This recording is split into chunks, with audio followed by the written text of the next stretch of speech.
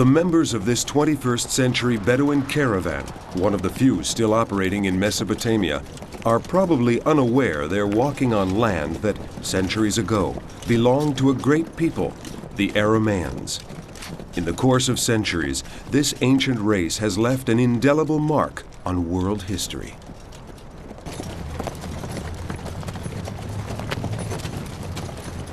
Today, it is as if the memory of this people has been lost in the mists of time. In a land that has nurtured hundreds and hundreds of years of history in which the Aramean heritage has played no role.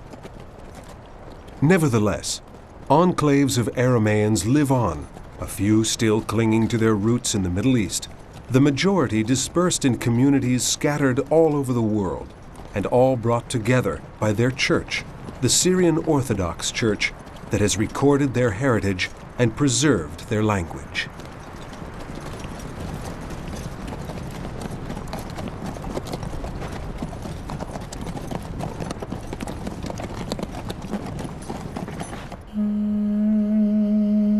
The term Aram appeared for the first time in the 23rd century BC to indicate a region of Upper Mesopotamia where this nomadic people had settled.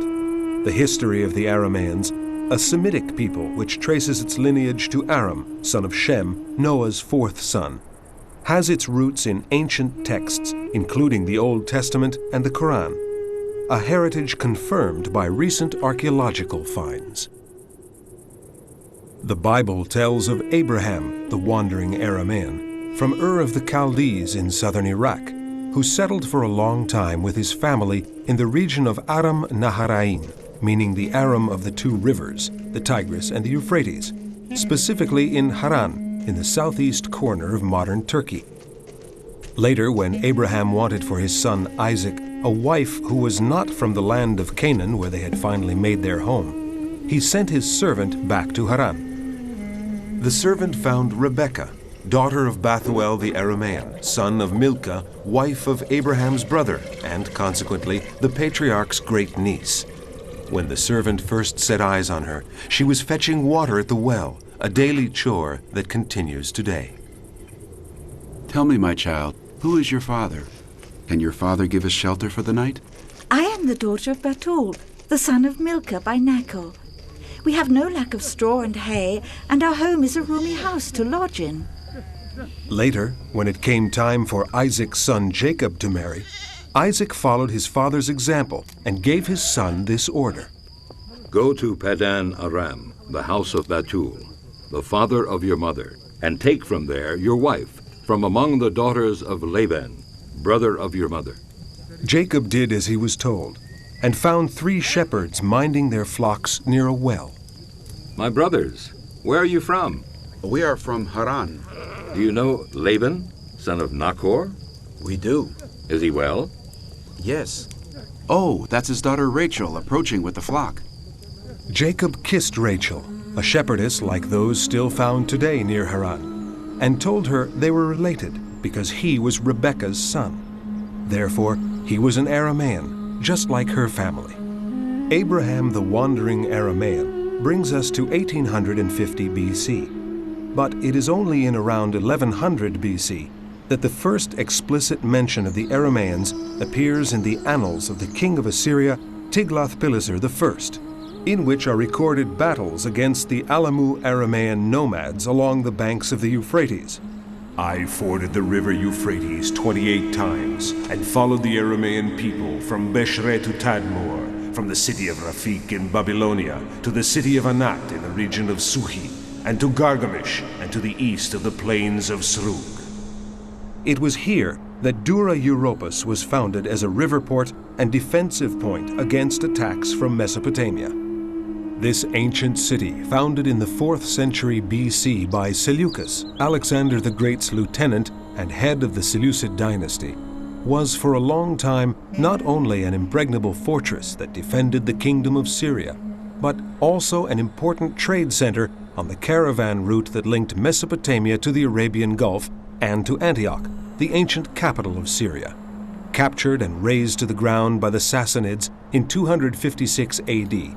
The city, or what was left of it, was buried under the sand for 1,700 years. Today, Dura Europos is one of Syria's most important archaeological sites, a veritable trove for archaeological finds and a constant source of precious information that serves to reconstruct the history and the customs of people who, like the Arameans, inhabited this area even before the city existed.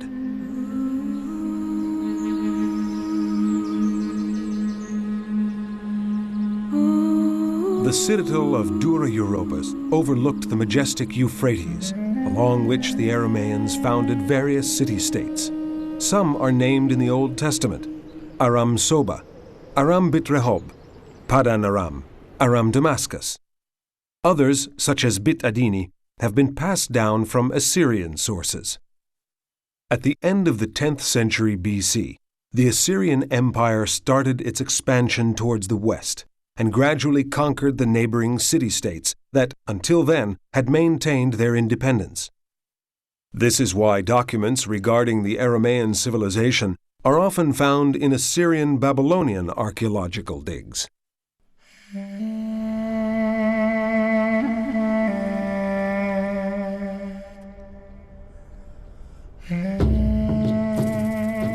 In 1979, at Tel Fekeriye, just south of the Turkish-Syrian border, a great statue came to light.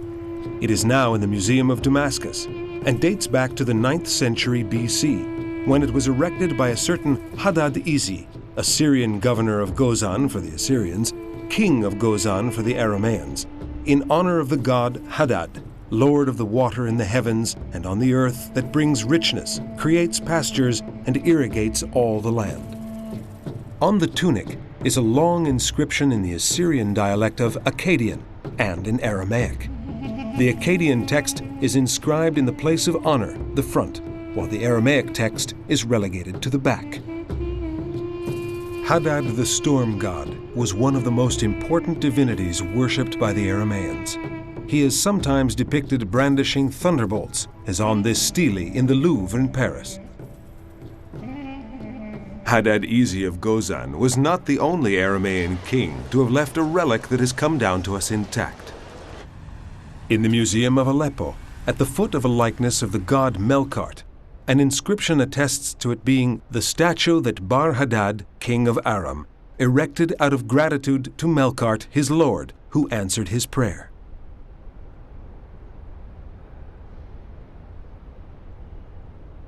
A longer inscription, also at the Louvre, was inscribed by Zakir, the king of Hamath, in thanks for a victory over 16 other Aramean kings. The god who gave him that victory was Baal Shamayin, Baal, the lord of the heavens, who could be the same god as Hadad.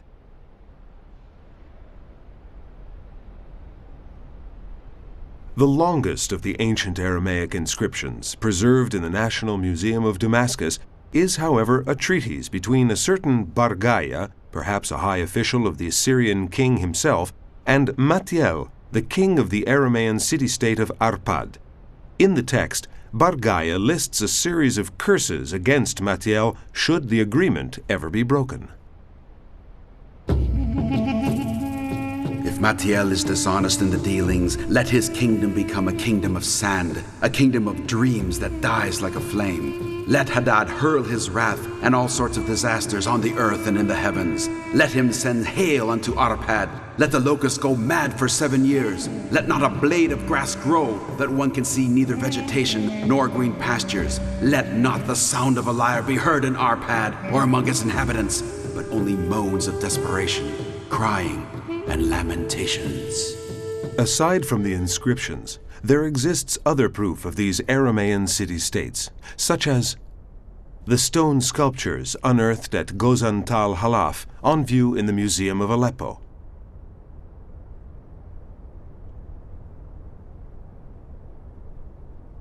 The delicately sculpted ivories from Hadatu Arslan Tash in the Museum of Aleppo and the Louvre.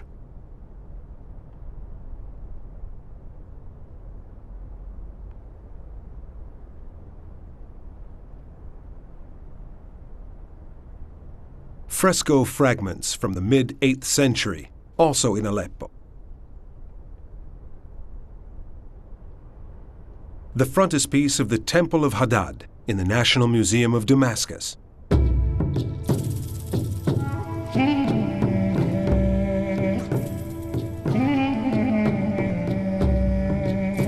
The Aramean city-states, whether independently or as a group, engaged in recurrent conflicts not only with the Assyrians but also with the Israelites.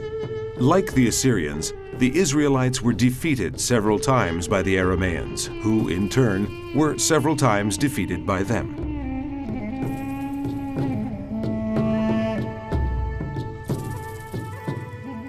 Turkey, Iraq, Syria, Lebanon, Palestine, Israel, Jordan, and Egypt are the countries that still today preserve the memory of the ancient Aramean civilization, often only in place names.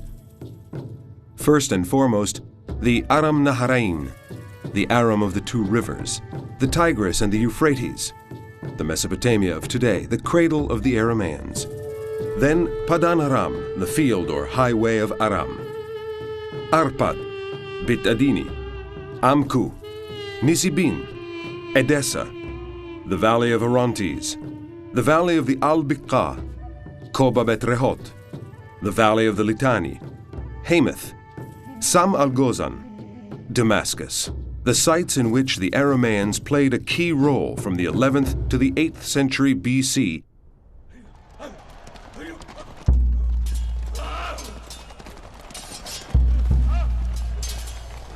in an endless succession of wars among themselves and against outside enemies. Then, in 732 BC, the Arameans were finally defeated by the Assyrian king Tiglath-Pileser III. Damascus was destroyed. Its last king, Ratson II, was killed, and the territory was broken up into provinces that were annexed by Assyria. Damascus will cease to be a city. It will become a collection of ruins. Its neighborhoods will be abandoned forever and will become grazing land. I will set fire to the walls of Damascus, and it will devour the palaces of Ben-Hadad. And the people of Aram will become slaves. Thus, the biblical prophecies came true. From that moment onward, the dispersion of the Arameans began. Without a land of their own, they were condemned to wander over the course of time to the four quarters of the world.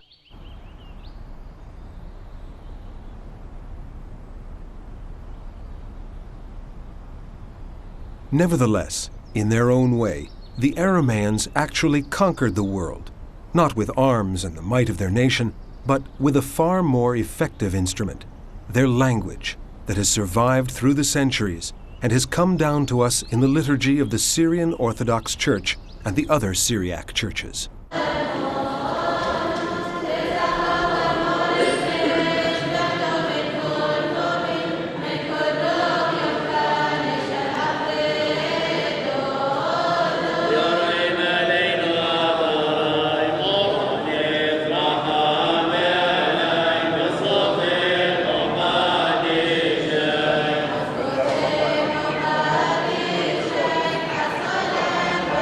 The inscription on the famous 9th century BC statue of Hadad is the oldest surviving document of the Aramaic language, and evidence that in around 1000 BC, the Aramaeans adopted the Phoenician alphabet, composed of 22 letters. They used it without adding as much as one character, even though the phonetic system of the Aramaic language was much richer than Phoenician. Long before conquering the Aramean city-states, the Assyrians realized that it was much faster and more practical to write in Aramaic rather than Akkadian, the accepted language of the day. Akkadian contained an unwieldy number of characters compared to the 22 letters of the Phoenician Aramaic alphabet. In addition, Aramaic could be written with ink on skins or on papyrus, while the cuneiform Akkadian required a stylus which impressed the wedge-shaped characters onto soft clay tablets.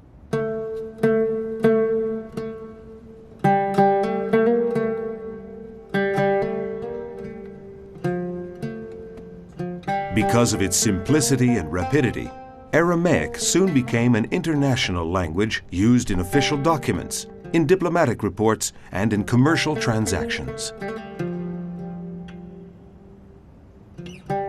In the second book of Kings, the ministers of King Hezekiah, in order to avoid being understood by the people, ask the emissary of the king of Assyria, "Please speak to us in the Aramaic tongue, so that only we can understand you." 100 years later, a Philistine king wrote in Aramaic to the Pharaoh of Egypt, asking for military help to stem the advance of the Babylonian army. Paradoxically, after 732 BC, the year of the defeat of the last Aramean kingdom, the language of the defeated people became a universal language. Easier to write than Akkadian, and with instruments that were easier to come by, it was a kind of shorthand compared to the complicated Akkadian that remained a language for scribes and scholars, while Aramaic became a popular language used by all social classes. Thus, in due course, Aramaic spread throughout a vast area from Asia Minor and Afghanistan to Egypt and North Africa, reaching as far as India and leaving many traces of its presence.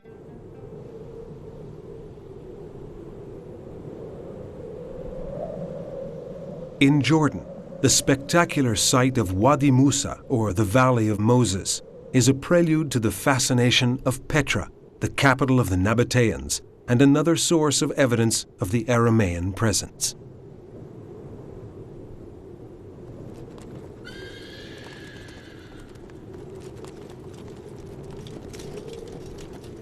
We pass through the Sikh Gorge, following one of the many canals dug out of the rock as part of a complex irrigation system for which the Aramean Nabateans became famous. It leads us directly to the Pink City, as Petra is called, in reference to the color of the sandstone from which, one might say, it is sculpted.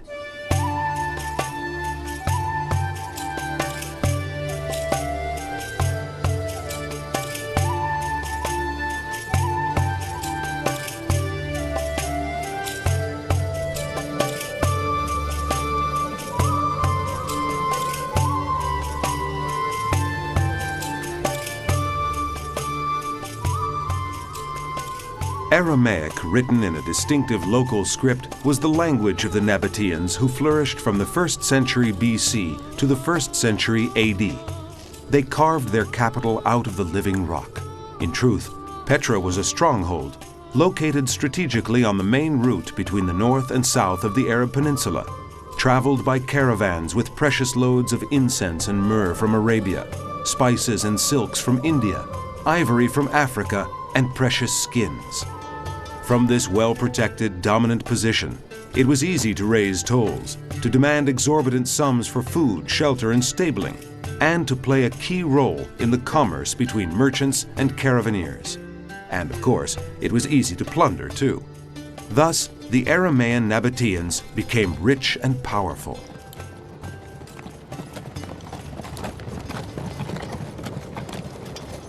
Then, in 106 AD, the Romans incorporated the kingdom of Petra into the Roman Empire, making it the capital of the new province of Arabia.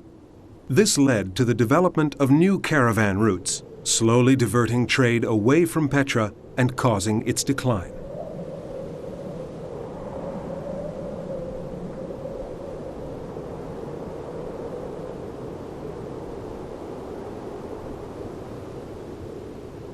The Nabateans' own dialect of Aramaic has survived in inscriptions on the pediments of buildings and temples, on rocks and stones, at the base of votive capitals, and on the walls of gullies. In the latter case, the writing is in the guise of implorations to the gods to avert disaster in the event of flash floods that would race through the gorges, sweeping away everything in their path.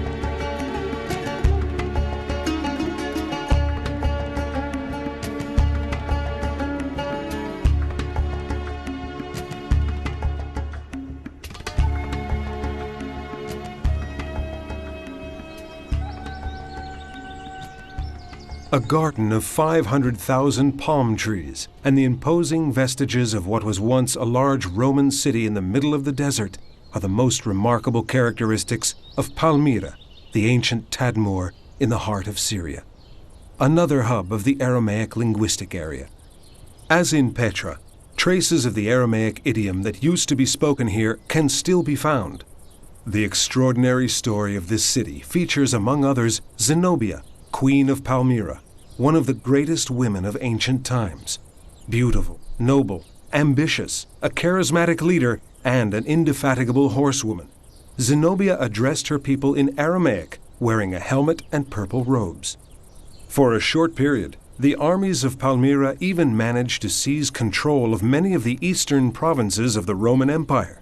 This was in the day of the Emperor Aurelian, who eventually managed to capture Palmyra and take Queen Zenobia prisoner. Since very early times, the oasis was inhabited by the Arameans, and here people spoke Aramaic of Palmyra.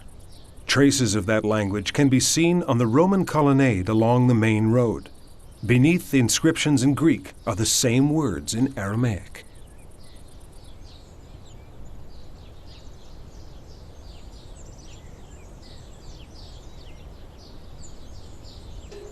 قبورة دنه عبد بالحزاي بر بريكي بر بالحزاي. Today, in the local museum, the voice of a scholar reading those Aramaic inscriptions as though they were current idiom gives the impression of being caught in a time warp. لعلماء بيرح نيسان سنة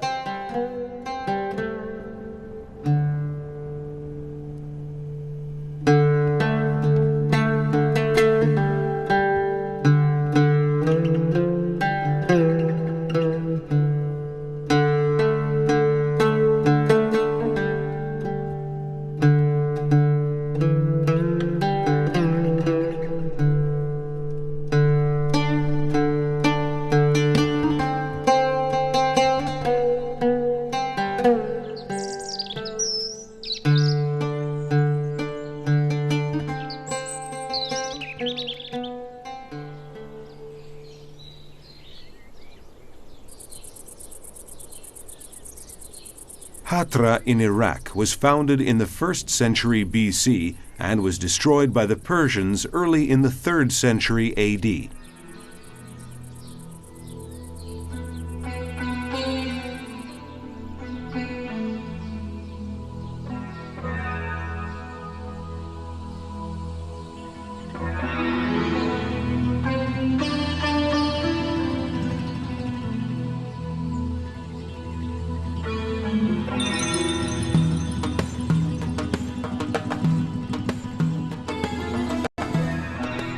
More than 300 Aramaic inscriptions have been found here, some in the Aramaic dialect of Hatra. Many are of great historical importance. Most of these inscriptions are now preserved in the Museum of Mosul and in Baghdad, together with statues and other relics found at the site.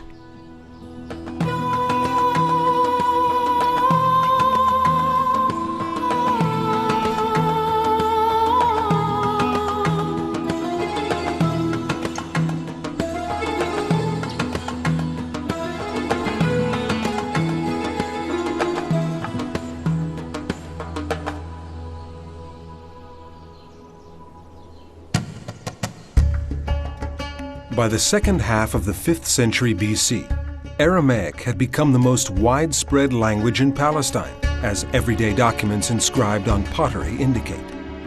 In 1947, at Qumran on the shores of the Dead Sea, a Bedouin boy looking for a goat that had wandered off entered a cave untouched by time and stumbled upon what is probably the most important archaeological find ever made in the Holy Land: a terracotta jar containing the oldest group of scrolls ever discovered of biblical and non-biblical manuscripts. It was the first of a series of such scrolls that subsequently came to light in 11 caves, an unprecedented treasure that continues to fire the imagination and polarize the interest of scholars around the world. one of the first and best preserved of the scrolls, contained the book of Isaiah, copied many centuries earlier than any other surviving manuscript of this book. The Isaiah scroll is written in Hebrew, but another one contains an Aramaic translation of the book of Job. From the Jordan to the Dead Sea, from Judea to Galilee to Samaria, from Syria to the Negev to Sinai, Aramaic was the language of the people, and therefore also the language of Jesus and the apostles. When he addressed the multitude in the Sermon on the Mount, Jesus spoke in Aramaic.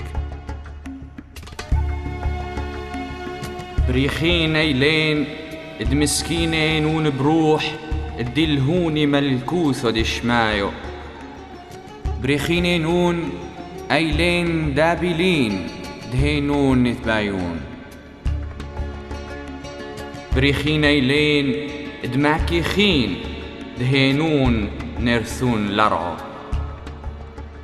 After the death and resurrection of Jesus, the apostles and disciples who constituted the Church of Jerusalem went out into the world to spread the word of God, speaking the only language that they knew well, Aramaic.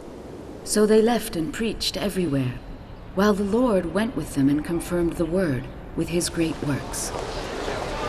Antioch, today Antakya, on the Orontes River, was the capital of the Roman province of Syria and the third most important city of the empire after Rome and Alexandria.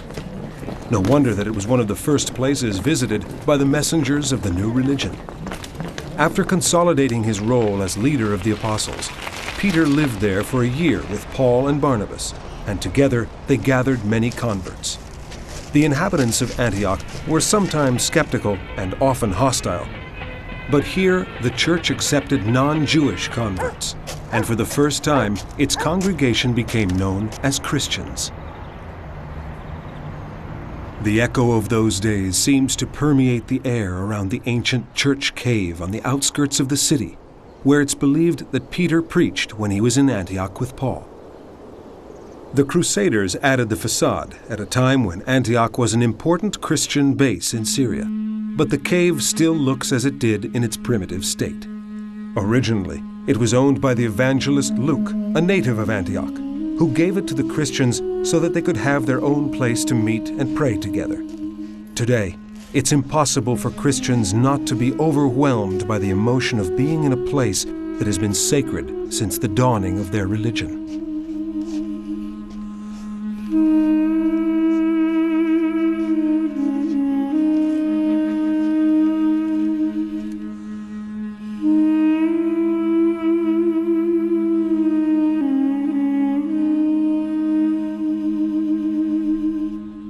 For many tourists, the main attraction is the passage dug from the rock and used, according to tradition, to lead the faithful to safety in times of danger through a maze of inaccessible overhanging caves.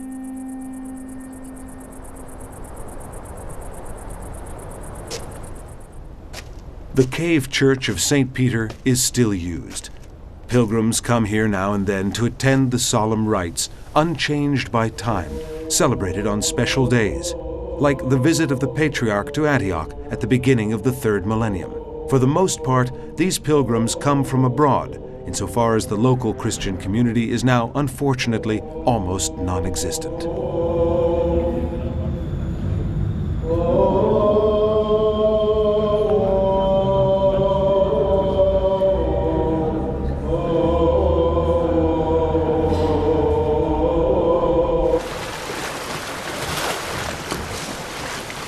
While the new religion was burgeoning in Antioch, another of the 12 apostles, Thomas the Doubter, set off across the ocean heading for India. After a long and hazardous voyage, he finally set foot on the subcontinent's southernmost shores. And so, thanks to Thomas the Apostle, the Church of Christ gained a foothold in that remote area, and with the church came the Aramaic language.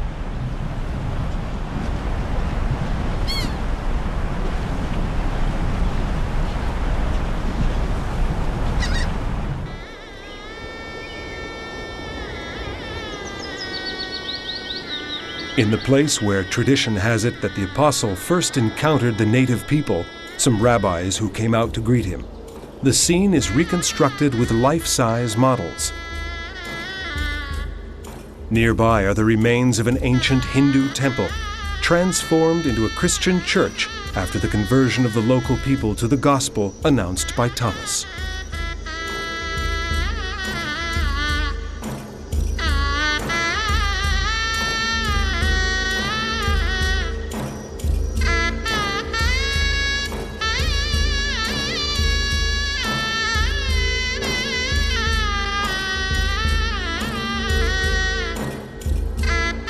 Centuries later, following in the Apostles' steps, Christianity spread to the center of southern India and Asia along the Silk Route. More often than not, this expansion was accompanied by the spread of the Syriac language. A long Chinese Syriac inscription on a stele erected in Xi'an, in ancient times known as Xinyanfu in western China, bears witness to the arrival in 635 AD of a Syriac mission there.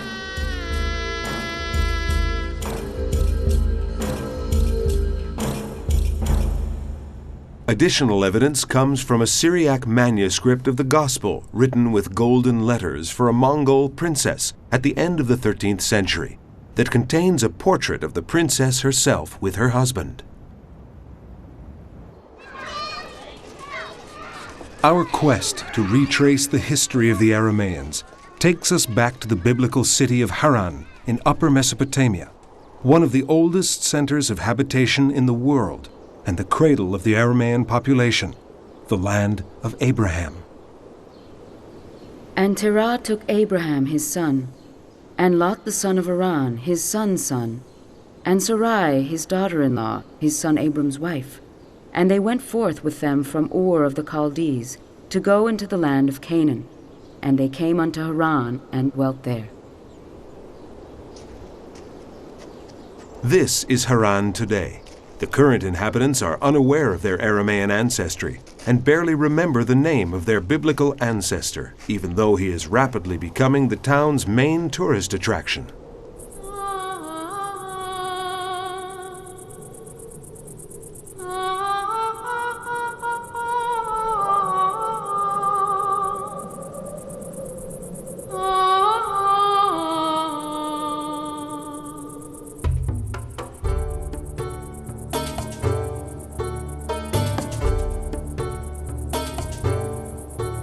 Not far from Haran is Urfa, or Shanli Urfa, glorious Urfa as it is known today, a large city lost in the middle of nowhere, 50 kilometers from the Syrian border.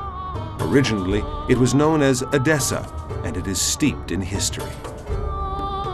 Subject to the mysterious laws of military alchemy, great empires fought each other for centuries in this hot, dusty location that continued to be a theater of dispute between leading historical figures almost until the present day. The people who live here now are anything but aggressive. In the cool, relaxing park, pious Muslims gather to throw chickpeas to sacred carp. The fish are sacred because legend has it that at the funeral of the Patriarch Abraham, who was a great prophet for the Muslims, the sparks from his pyre turned into carp when they hit the water.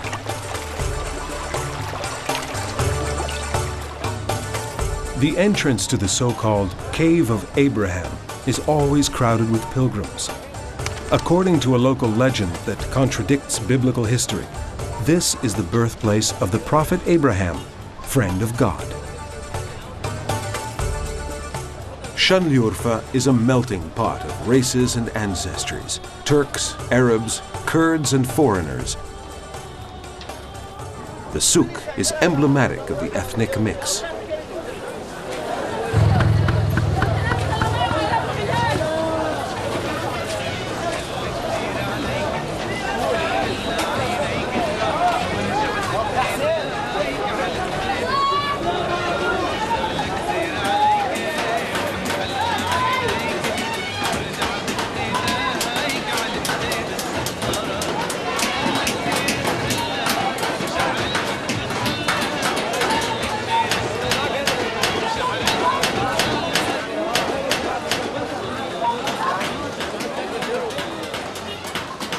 A cacophony of voices speaking in many different languages, but one is missing: Syriac, the Aramaic of the Syriac Christians who lived here for centuries.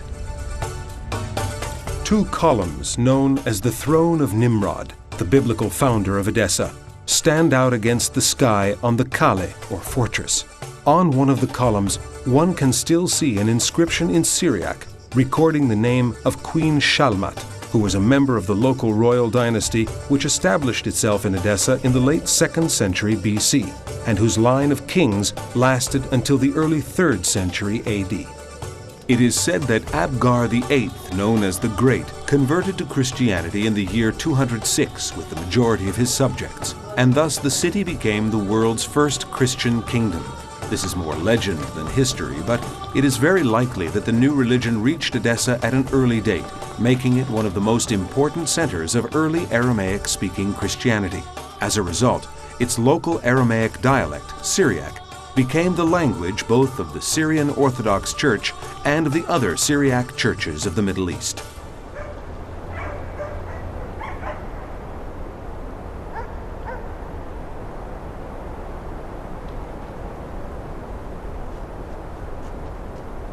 Today, however, there are no signs of a Christian presence.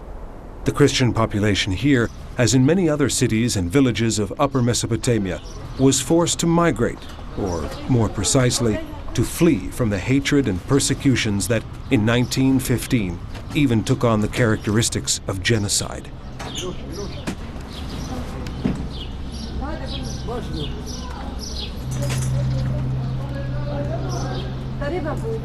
The last Christian communities left in 1924, spurred on by the massacres, and took with them all they were able to save from the dismantling of their churches: furniture, relics, holy books. Everything was transferred to nearby Aleppo in Syria, where they were warmly welcomed and have been able to continue professing their faith in peace. That's why traces of the early Christian community of Edessa can be found in St. George's Church in Aleppo.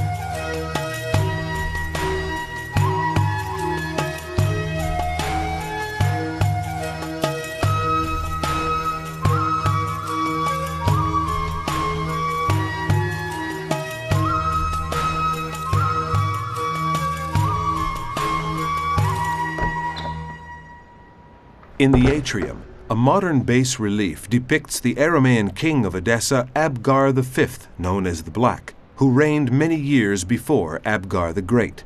The king is depicted gazing at a linen sheet bearing the image of Christ. Tradition has it that Abgar the Black admired Jesus' miracles and sent a messenger asking him to come and heal a terrible illness from which he was suffering. Jesus answered that as soon as he ascended to heaven, he would send the king one of his disciples. When the messenger returned, he showed the king the effigy of Christ that Jesus himself had miraculously impressed onto a linen sheet, and the king was healed.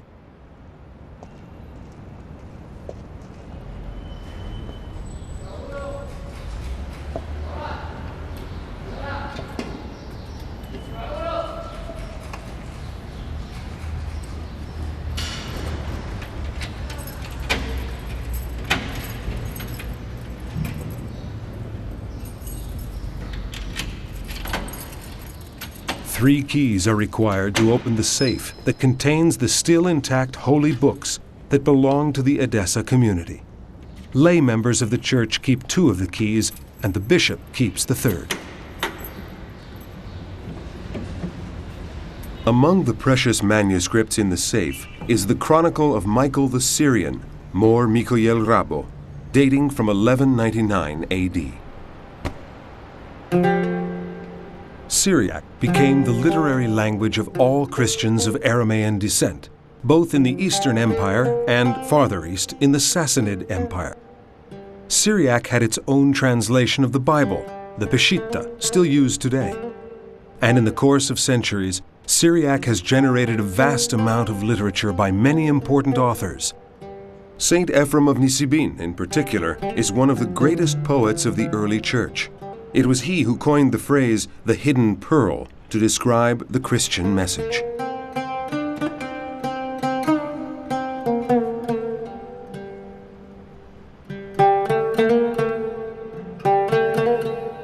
حد من يوم مرقونيثو شقلث آحي حزيت بهروزي بني ملكوثو يقني وطفصي دهوي رابوثو هوتلو معينو وشتي ثمينو روزا ودبرو في قدامي ملكوثو دشمايو المرقونيثو صمتوه أحاي عال فساد إيد تباقي بوه إزيد دحزيه من حد قبو هو تلوه أفي من كل جابين بصوته دبرو دلو متدرخد كولوه نهروي ريخ قدامي ملكوتو دشمايو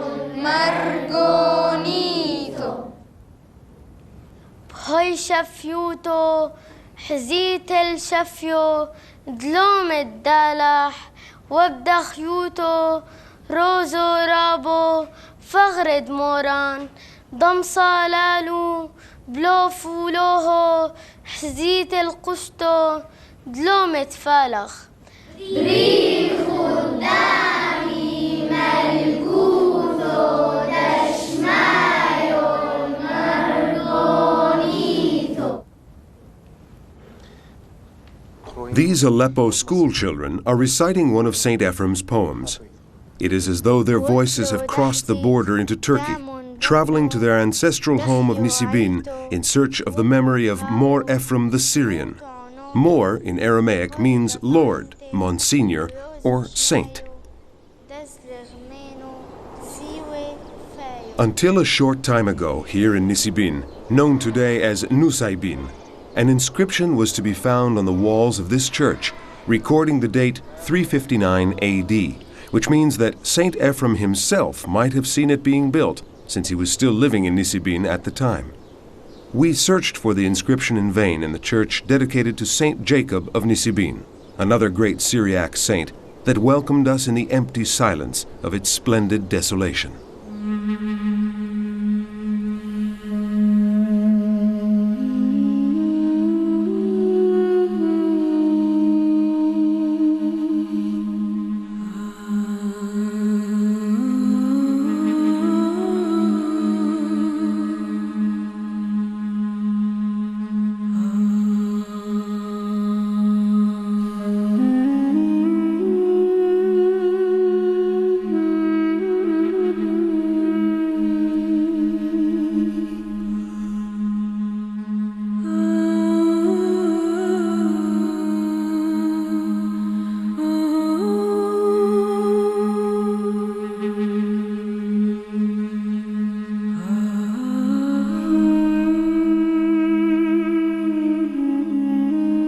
In Aleppo's new cathedral, one of the countless Syrian Orthodox churches dedicated to St. Ephraim, the remarkable modern frescoes are influenced by the rich Syriac culture, whose greatest figures were Bardaisan, known as the Aramean philosopher, who died in 222 AD, the poets Balai, Narsai, and Jacob of Seruj, along with authors such as John the Solitary, Philoxenus of Mabuch, Sergius of Rishaina, and John of Ephesus, all belonging to the 5th and 6th centuries, followed in the 7th century by such men as Severus Sabocht, Jacob of Edessa, and Isaac of Nineveh, or Isaac the Syrian. These were followed in later centuries by great scholars such as Mushe bar Kifo, Dionysius bar Salibi, the Patriarch Michael the Great, and culminating in the polymath Gregorius bar Ebroio in the 13th century.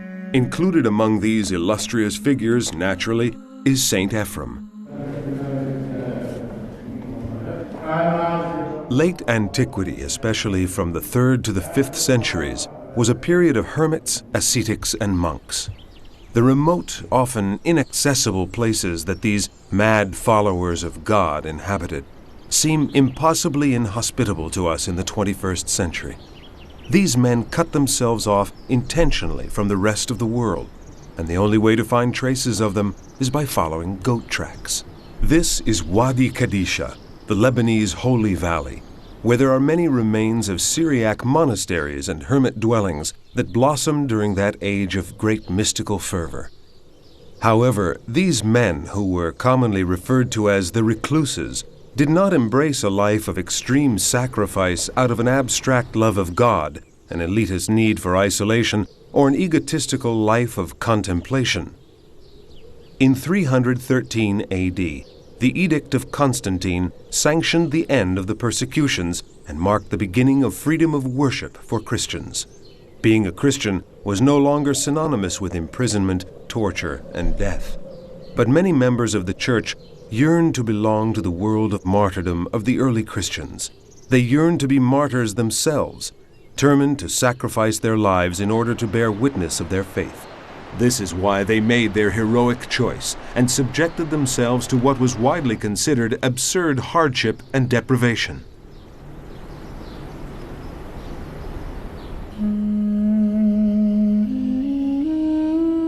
A hermit monk wishing to found a monastery would choose a cave big enough to contain a church. The presence of a freshwater spring nearby was indispensable.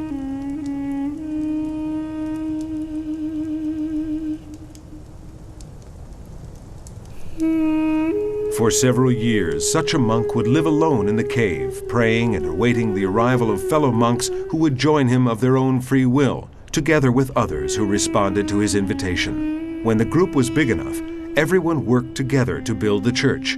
Subsequently, the monastery would be built.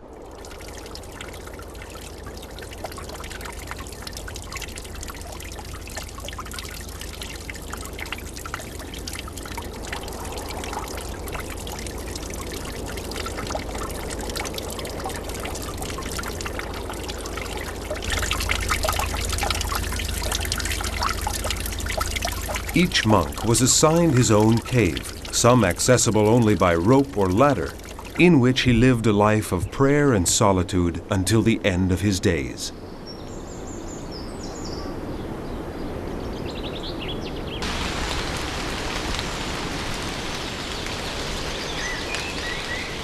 Every Sunday, the monks gathered in the monastery to take the Eucharist, to receive orders from their superior, and to collect a ration of bread, water, and oil. Each monk might also have had a goat to provide milk and cheese. When they were old or ill, monks too weak to reach the monastery would be assigned younger monks who would see to their needs and nurse them until their final hour.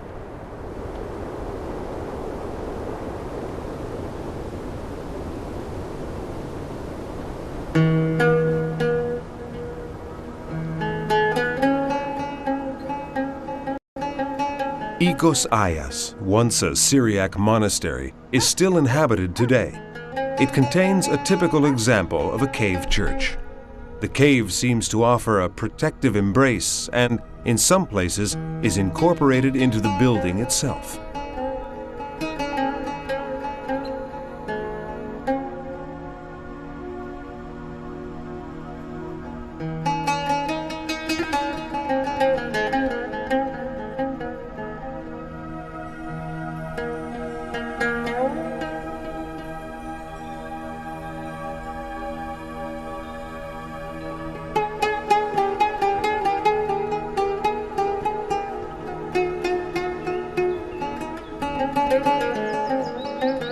A few other active monasteries can still be found in this part of northern Lebanon, known as the Mountain of the Primitive City, and today called Wadi Kadisha, or the Sacred Valley.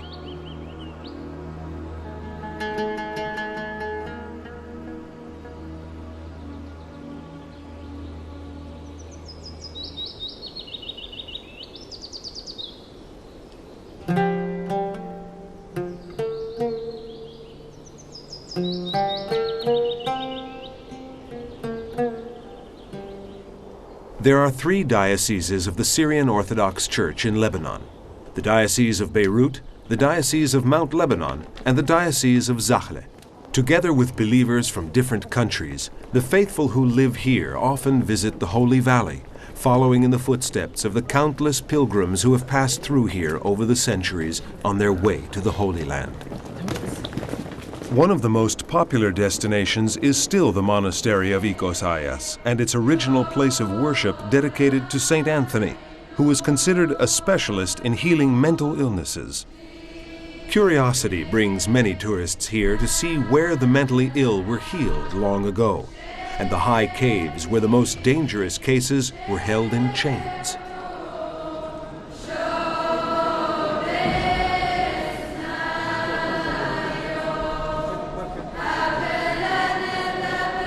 But most visitors come here to express their faith. Entire families will light a votive candle and pray together, to give thanks for answered prayers or to ask for grace, to pray for the health of a family member or for the success of a project. Barren women pray for children, and unmarried women pray for a husband. Examples of simple devotion that always demand respect.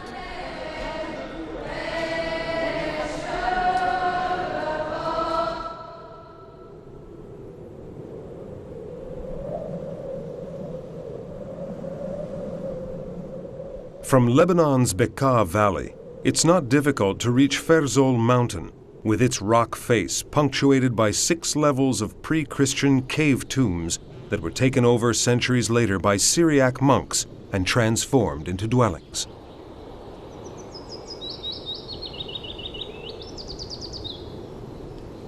Evidence of a pagan past is everywhere, in symbols of Phoenician divinities, and in cells where bloody sacrifices were offered. Visitors can almost identify with the spirits of those who, for love of Christ, chose to live as recluses in these tombs.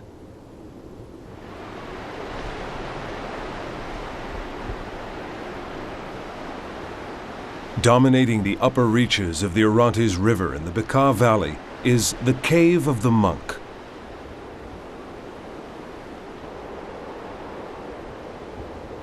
Originally a monastery, this group of caves was used by crusaders as a fortified lookout point.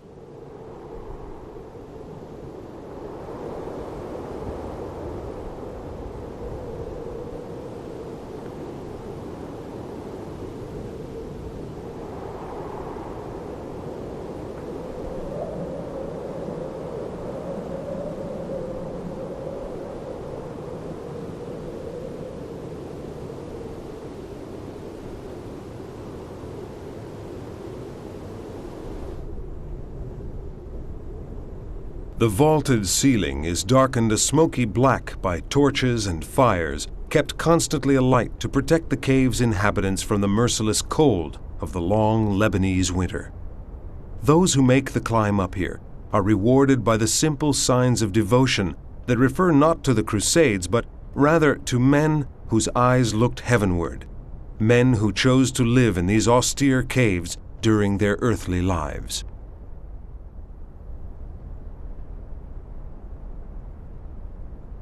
Below are the springs that give life to the Orontes River.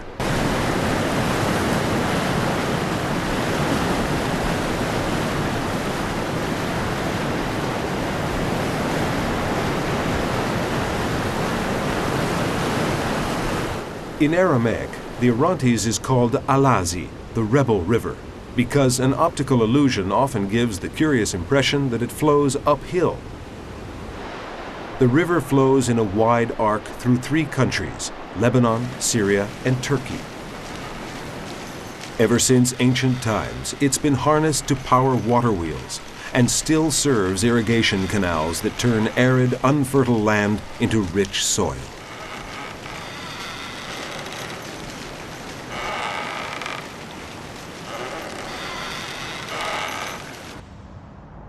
The Orontes River divides in two Antioch, the city of the evangelist Luke and of the first Christians, and after a total course of some 390 kilometers, it empties itself into the Mediterranean. The waters of the Orontes symbolize the vital lifeline that runs from closed monasteries, hermit dwellings, and holy springs, through tortuous, mysterious canals to reach the entire community of believers.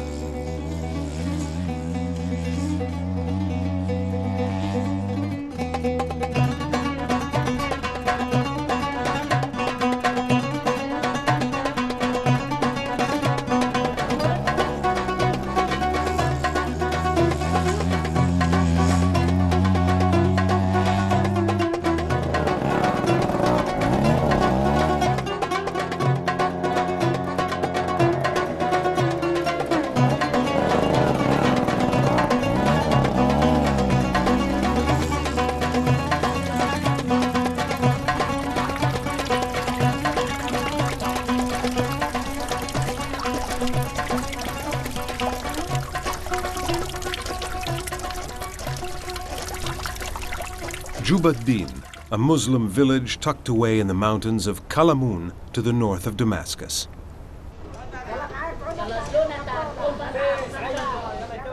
Everything here is similar to innumerable other Muslim villages. The architecture, the way people dress, the way they live. But there is one fundamental difference. Arabic is not spoken here.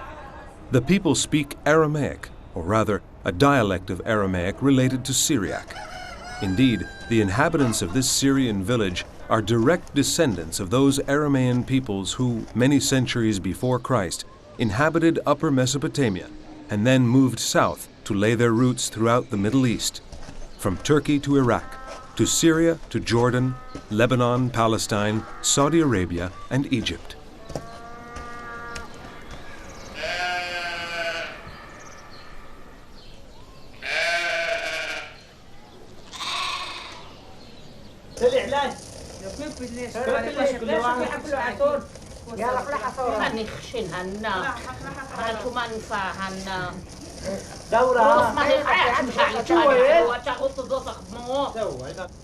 Islam is the faith of these people who hold in honor Abraham, the wandering Aramean, as the Bible calls him, the great prophet, the friend of God, and their direct ancestor. And they guard their Aramaic dialect jealously.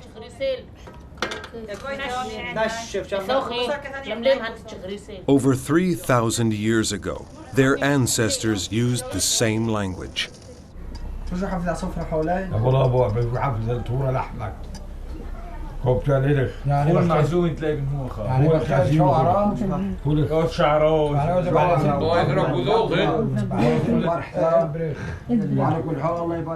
It is a source of wonderment to hear people chatting about everyday matters in this age-old language that has been passed down orally from one generation to the next for over 3 millennia. Right now, the subject of discussion is an upcoming feast day. The final word, as always, will be spoken by the Mukhtar, the village chief.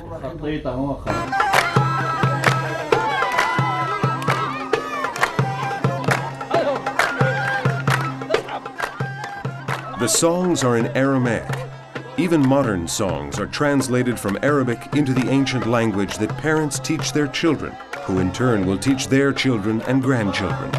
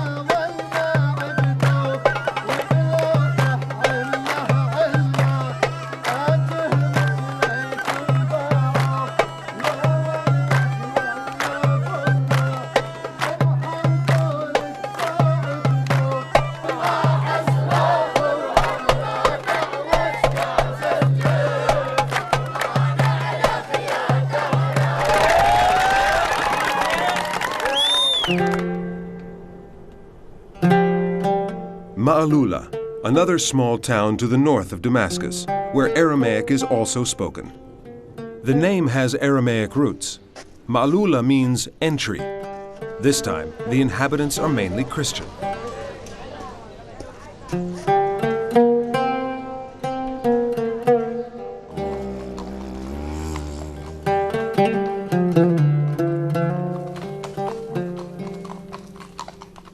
Ma'alula and its surrounding area is in one of the oldest inhabited parts of the Middle East. Stone Age man lived here some 50 to 60,000 years ago. The area is strewn with caves once used as sites of worship or burial, or, when necessary, for defensive purposes. The way they're laid out would allow a handful of men to resist the attack of an army. One example is the inaccessible cave known as the Fortress. Another enormous cave called the Castle could hold up to 1,200 people.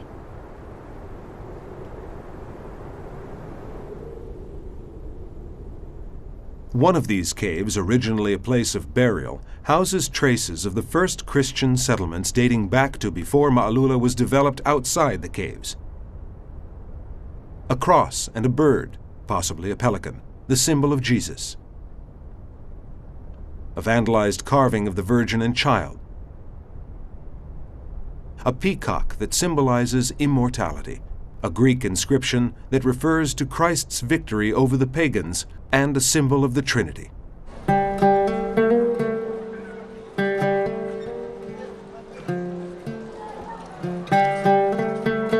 Apart from the name, additional evidence of the growth of the Aramean community in Ma'lula can be found in local traditions and in the day-to-day conversation of its current inhabitants.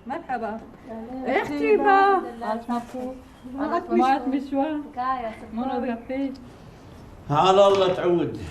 احنا عجل الحطيصة. يلكون أتوك ها. مليش عليها. بس يا حيك. أنا غطي صاحب بيعو. صاحب بيعو أهلا وسهلا ها.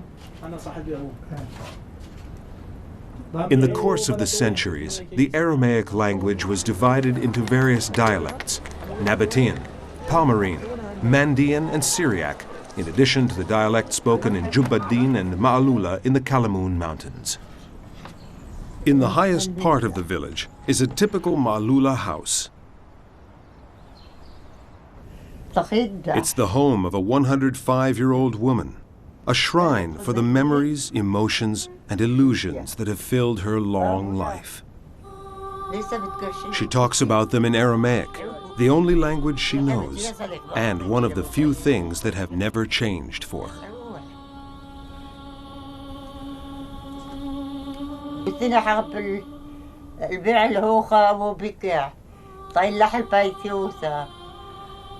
نزلون مشتغلة برية مشتغلة بشيكيا وسنة حق البيع الهوخة وبكع طيلح البيتيوثة وأرهطين ناح وحتى إذ كان بيتيوثة وكعنا حمعلولة.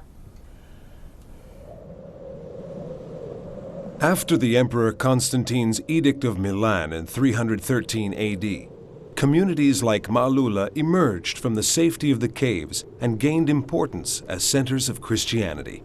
Indeed, some Christians felt encouraged to destroy pagan temples or transform them into churches. The Monastery of St. Sergis above Ma'lula is an extraordinary example of this kind of transformation. The doorway is so low that non-Christians and Christians alike are obliged to bow to enter what is considered to be one of the oldest churches, not only in Syria, but in the entire world.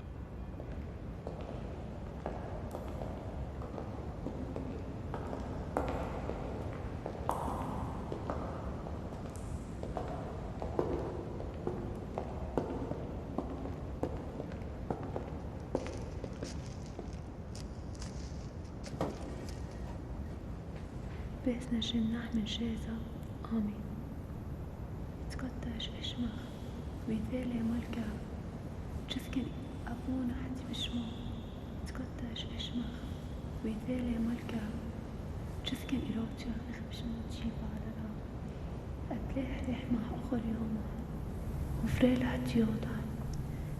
The Lord's Prayer, recited in Aramaic by this girl, is a familiar sound for these ancient stones and the centuries-old woodwork.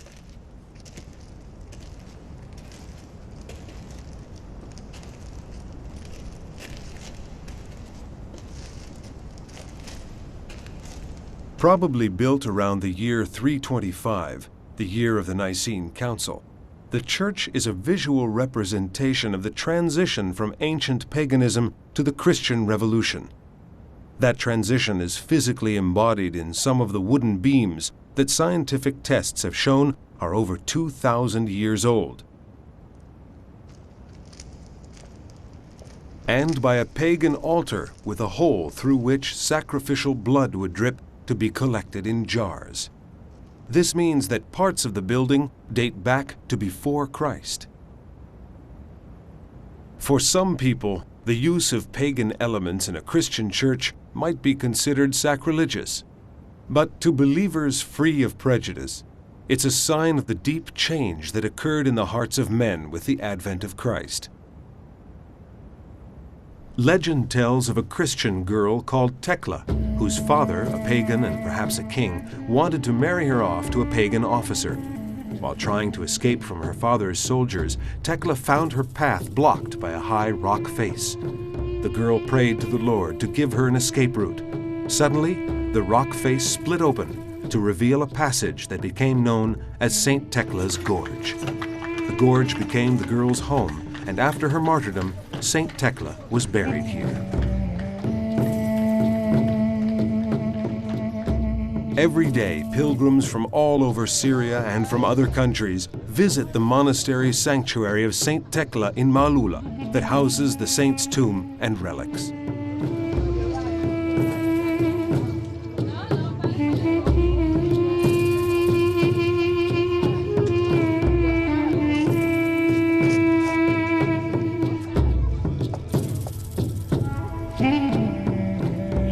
Saidnaya is another Syrian town that, before the arrival of the Greeks and Arabs, was inhabited only by people of Aramean descent.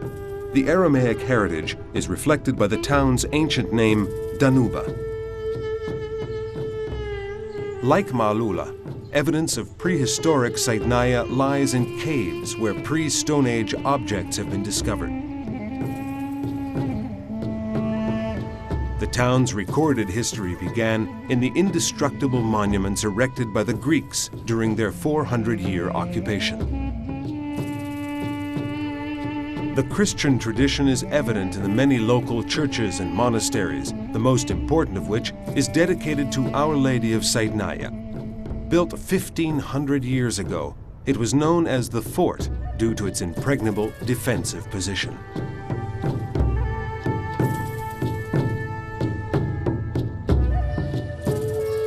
This monastery sanctuary is visited daily by tourists and pilgrims of different faiths, including Muslims.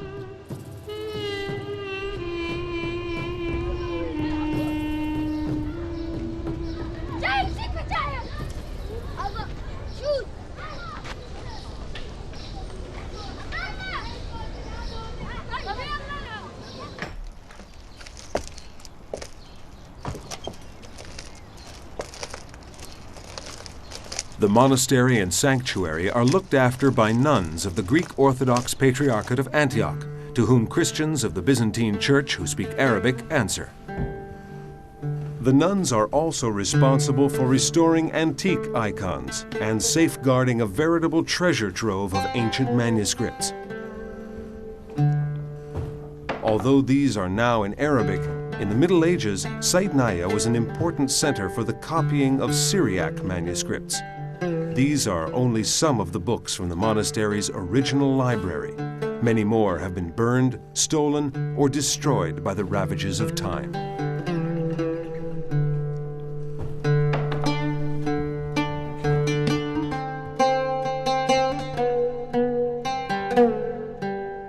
In the reliquary, the icon of the Blessed Virgin, called Shagura in Aramaic, meaning the famous one, is surrounded by an incredible collection of ex-voto offerings that reflect the gratitude of countless beneficiaries who come from many different countries and many different sectors of Christianity.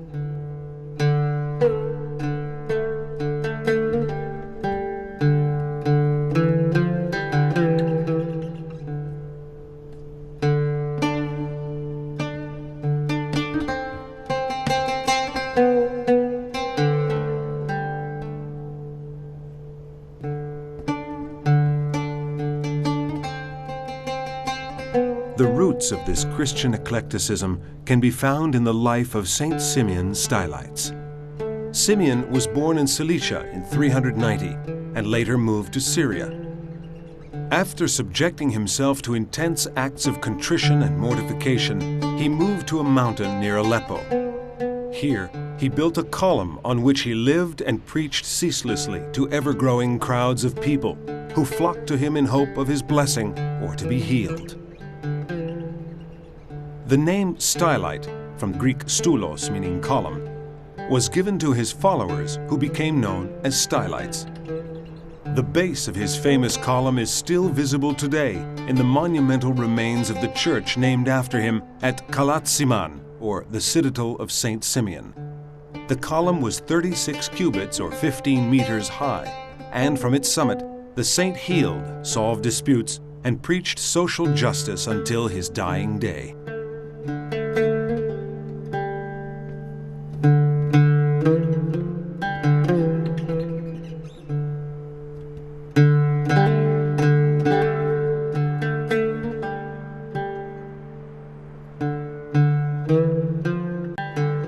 The historian Theodoret, Simeon's contemporary, wrote that pilgrims to the saint's column came from many different countries: Ismailites, Persians, Armenians, Georgians, Himyarites from southern Arabia, as well as Spaniards, Britons, and Gauls. The existence of different faiths was not important to the saint. To him, all that mattered was God. "Keep your own faith," he used to say. "Just leave me my God." That's why at Kalat-Siman, we often find the Syriac cross alongside Greek, Byzantine, Latin, and Maltese crosses. These symbols of different Christian traditions are a concrete indication of Saint Simeon's eclecticism. Dotting the countryside around Kalat-Siman are the remains of nearly 1,000 villages and towns that prospered between the 1st and 7th centuries AD, and then fell prey to a series of economic crises, wars, invasions, and natural disasters.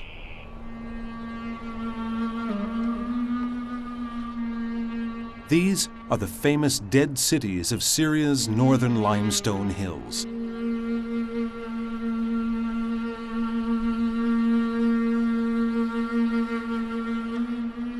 Here, even place names conjure up pictures of utter desolation.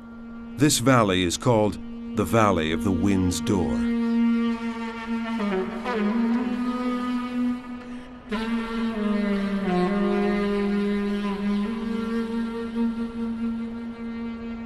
There is evidence of burgeoning spirituality everywhere, particularly in the remains of imposing churches. Along with financial prosperity, the inhabitants once enjoyed a rich religious life founded on their Christian faith. But now, all that is history.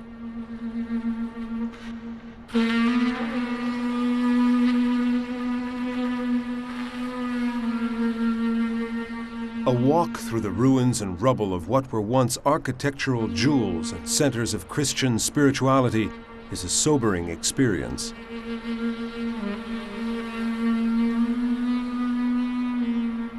Among countless examples of the extreme degradation is the baptismal font of the Church of Mushabbak, today used as a watering trough for sheep.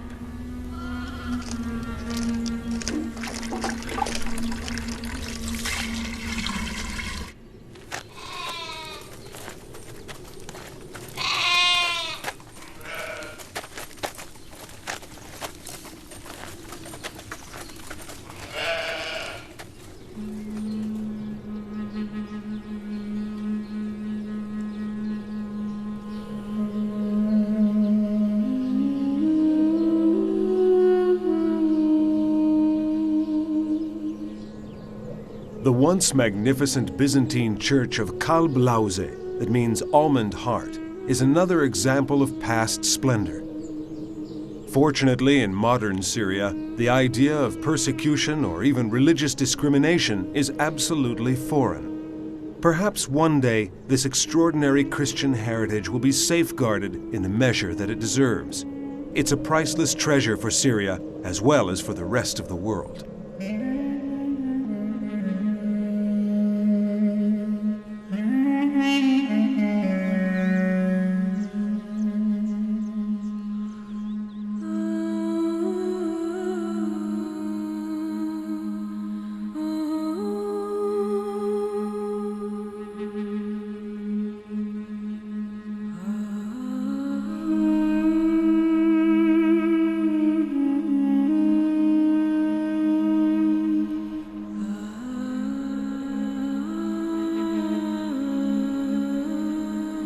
At Al-Ruzafa are the ruins of the Church of St. Sergius.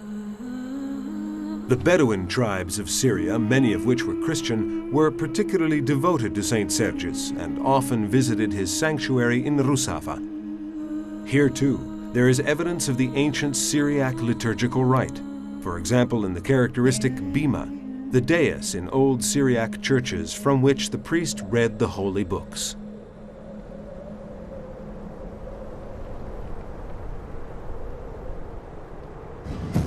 The Aramean heritage of the Syrian Orthodox Christians is also rich in traditions tied to the liturgical calendar.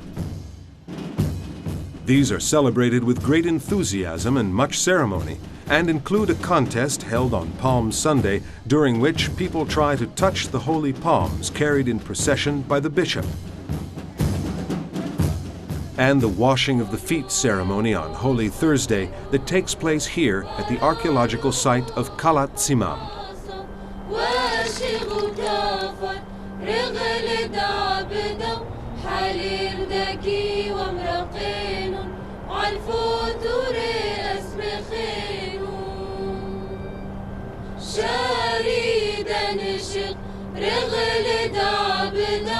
بيودو شريف شمعون شالب حاتم رزود مكي خوتو.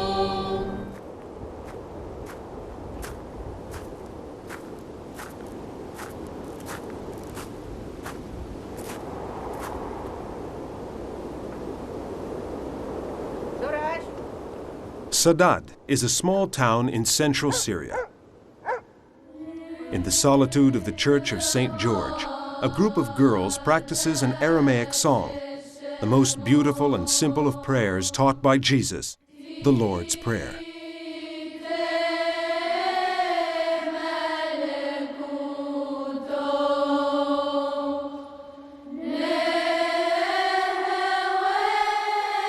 There's an underlying element of melancholy in this simple religious melody, as in all the songs and melodies belonging to the Syriac Christian musical tradition, that expresses so well the endless suffering and hardship that this oppressed people has had to bear.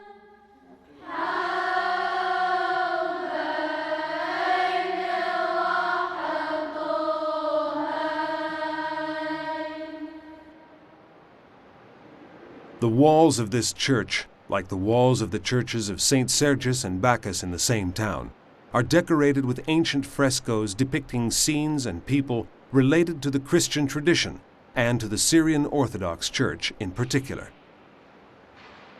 The simplicity of the images is immensely moving. A description of each figure and each scene is given in elegant Syriac writing.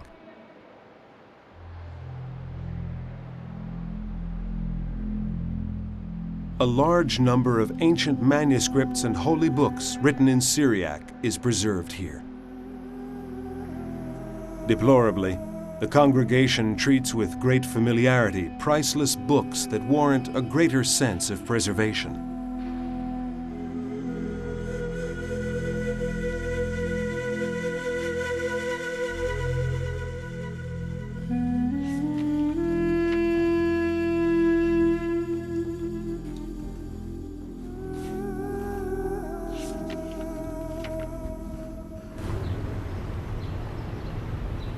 Kamishli in Syria is a border town created by the Syrian Orthodox Christians who had fled from nearby Turkey in the face of persecutions that destroyed their villages, burned their fields, and transformed their churches into mosques. Just beyond the national border is Tur Abdin, which means Mountain of the Servants of God. 4,000 years ago, along with northern Syria and Iraq, this region was the cradle of the ancient Aramean civilization. After the coming of Christ, it became the land of the Syrian Orthodox Christians. Nowadays, that presence has been largely lost in the annals of time.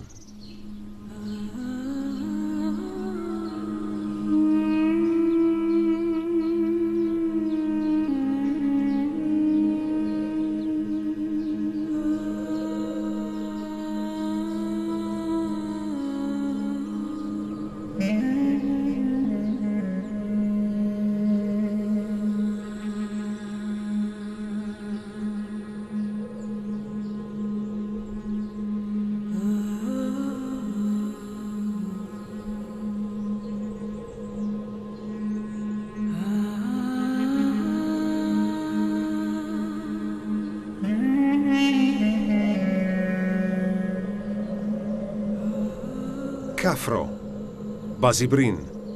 Until the beginning of the 20th century, these were prosperous Christian villages. Now, they're ghost towns surrounded by abandoned fields. Fanatical persecution by the Kurdish people, influenced by short-sighted governments to carry out an insane policy of religious cleansing, has reduced arable land around the Christian communities of Tur Abdin to wasteland. Fortunately, today the Republic of Turkey has distanced itself from the Ottoman policy of yesteryear.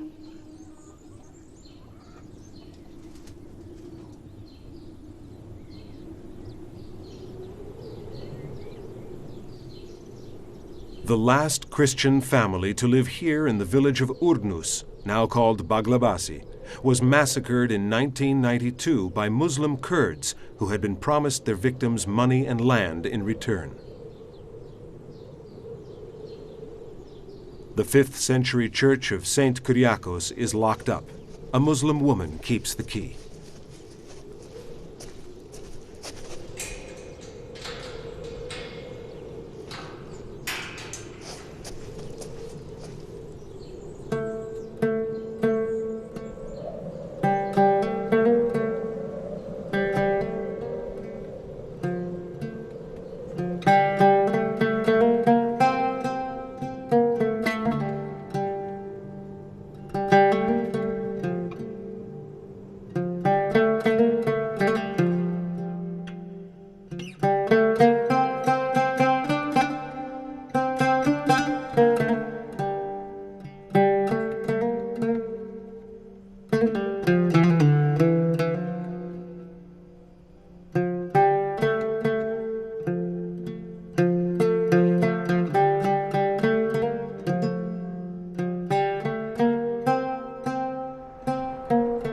Near the village of Salah is the small 5th century monastery of St. Jacob, staffed by 3 monks and 2 nuns.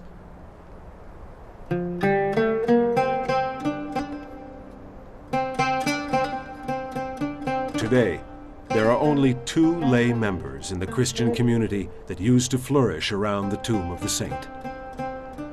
We can't help but compare the decline of the Christian presence with the ruins, not far from the monastery, of the Persian temple of Heracles that date back long before the coming of Christ.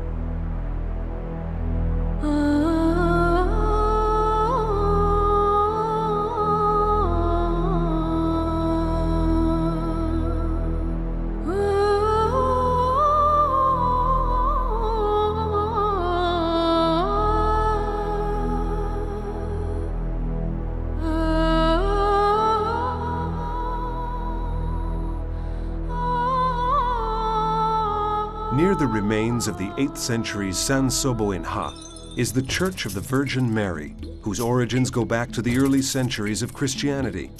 Local traditions hold that the 3 wise men stopped here on their way to Bethlehem. Once a prosperous and bustling center of activity, it is now little more than a vantage point in what was formerly a Christian land.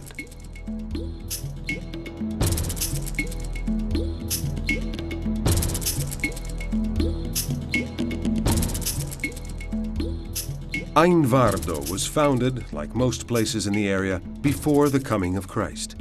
100 years ago, it was an entirely Christian community. Today, the inhabitants are nearly all Muslim. Only 8 Christian families remain. According to local tradition, this once wealthy town with several churches was saved by St. George at the time of the massacres of 1915, which decimated the Christians living on the high plateau of Tur Abdin. Many of the village's inhabitants are said to have seen the saint with their own eyes as he charged the aggressors on his horse, lance in hand. It's sad to note that until only a few years ago, local oppression and murderous fanaticism against the Christian community were still the order of the day. But while the memory of those tragic circumstances is still vivid, a ray of hope appears.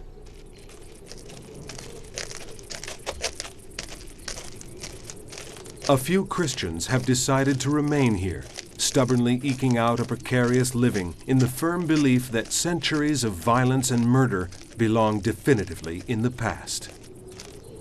They're convinced that this mountain of the servants of God will soon, once again, be a flourishing seat of Christianity. They contribute to this dream by sending their children every day to the monastery to learn the language of their ancestors.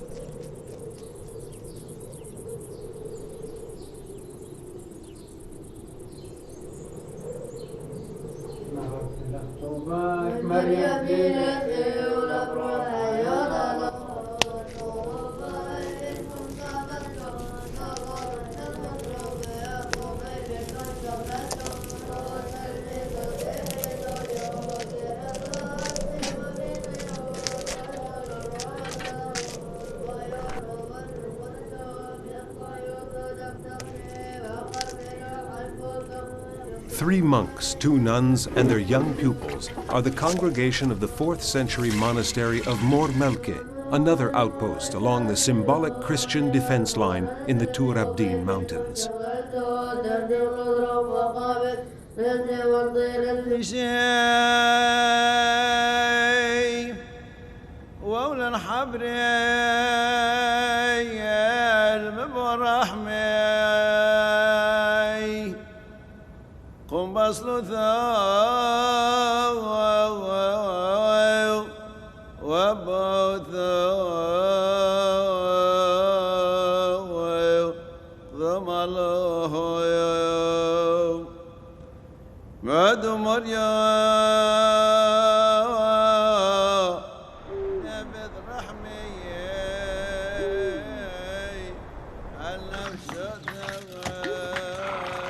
Working the fields and tending the few domestic animals takes up much of the time of those who live in the surviving Syrian Orthodox monasteries. Like the inhabitants of any besieged fortress, they must be completely self-sufficient when it comes to the essentials, and their commitment itself becomes a form of prayer and dedication to the Lord.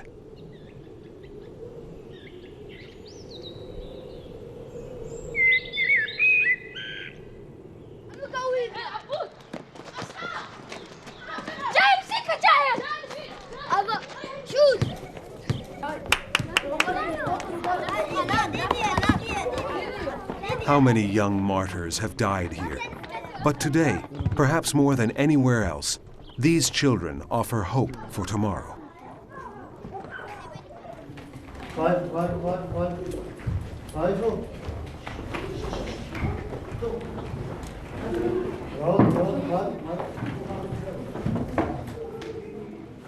Arkah is another semi-abandoned village in the Tur Abdin hills. State-appointed teachers don't come here. This is Kurdish country, and people are afraid.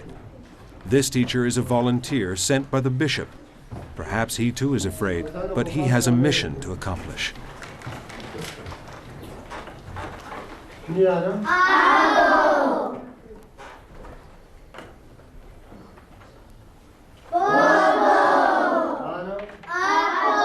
The children are learning their language. They know that when they grow up, their mission will be to pass it on to future generations.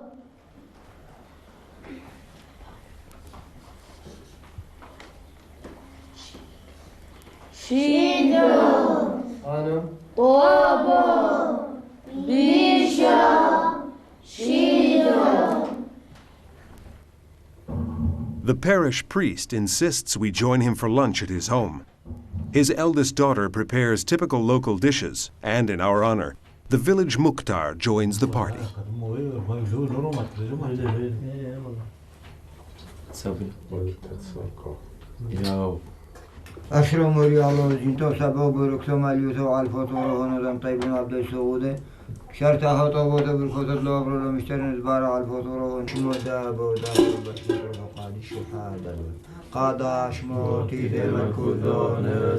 Among the pictures on the walls is a portrait of Ataturk, the founder of modern Turkey, perhaps a tribute to the man who was the first Turkish leader to advocate the separation of political power from any form of religious fundamentalism, thus indirectly helping the Christian cause.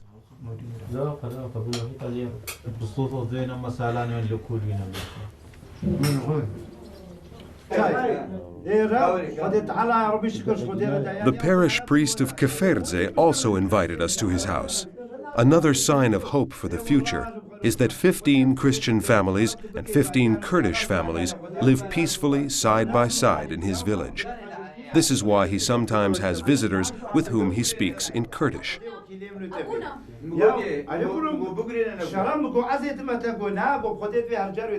Among the photographs and pictures on the walls is a portrait of a young bishop, the current patriarchal vicar of the Syrian Orthodox Diocese in Germany. He was born in this village and was baptized by the same priest who offers us tea.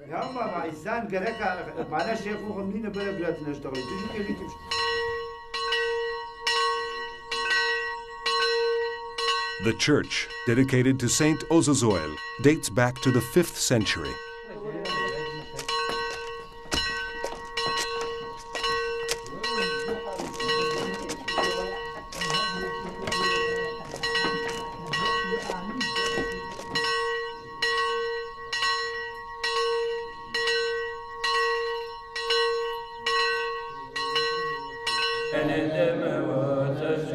As always, the congregation is made up almost exclusively of women, children, and elderly people. There is little to keep young people here, and inevitably, they can't wait to move away.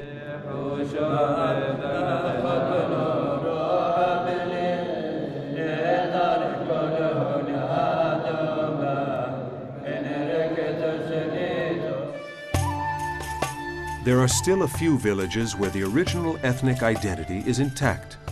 In Bekuzione, now Bakizian, the 120 to 130 inhabitants divided among 14 families are all Christians. 100 years ago, this was the norm in Turabdin. Today, it's a rarity.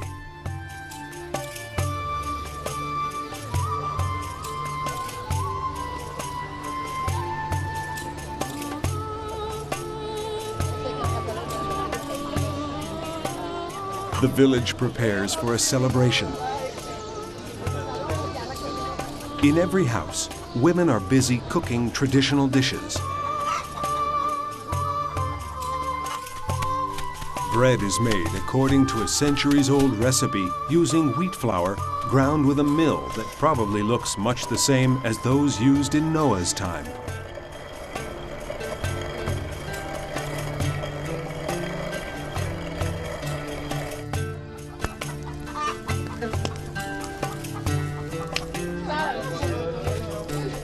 The cross marked on the dough before it's placed in the oven is a sign of thanks to God for having provided the food, as well as a symbol of propitiation that he will continue to do so in the future.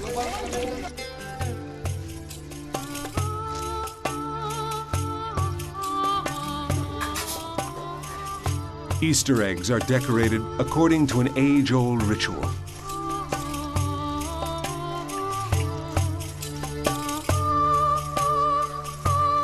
Fingers caress the fragile shells with traditional expertise.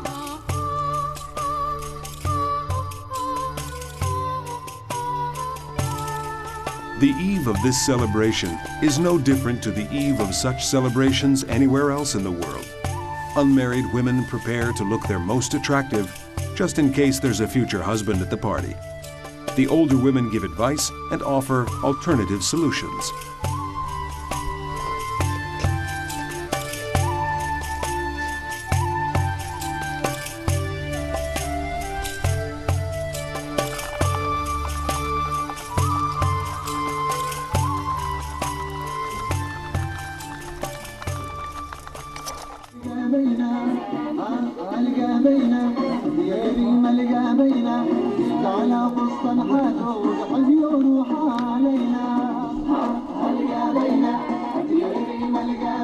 In this age of discotheques, drugs, and extreme forms of entertainment, in which the so-called advanced societies celebrate consumerism and the satisfaction of every human whim on the collective altar, a party like this serves as a reminder that, in the words of Jesus, "Blessed are the poor, for theirs is the kingdom of heaven."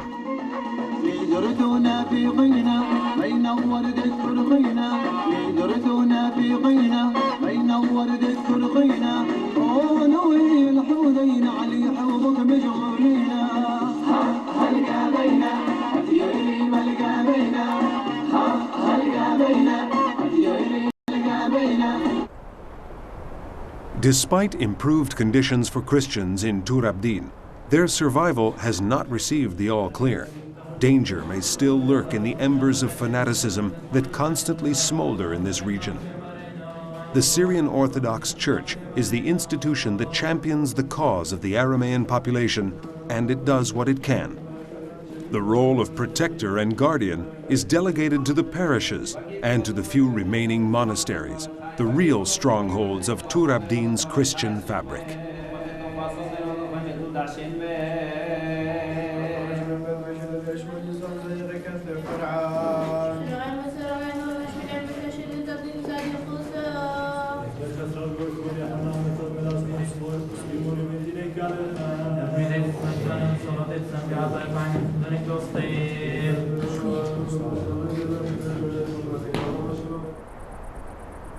Ruins of monasteries that were active up until the turn of the 19th century are commonplace. Among the still functioning monasteries are two that are especially important. Deir az-Zafaran, the Saffron Monastery, lies southeast of Mardin, the largest city in this Turkish province. The name comes from the color of the local stone. Built in 493 AD, Deir az-Zafaran was considered the citadel of the Aramean Christians of Tur Abdin. For almost 800 years, from 1160 to 1920, it was the seat of the Syrian Orthodox Patriarchate that is now located in Damascus.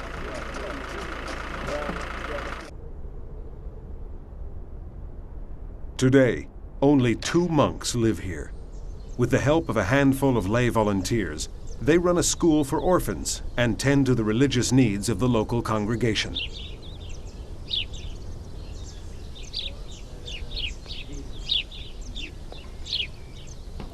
Okay, there's an old building also. They have a most important Christian. They believe that before sun god, and there's a before BC, about 2,000 years ago. Our guide explains that more than 2,000 years ago, the oldest wing of the monastery was a temple to the sun god. Follow me, please.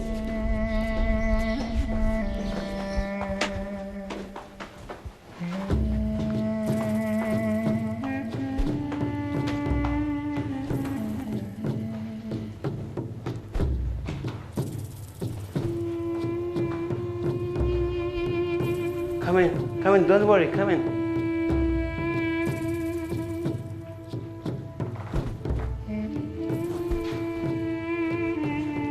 Yeah, it is the old temples before BC 2,000 years ago, and this is a window.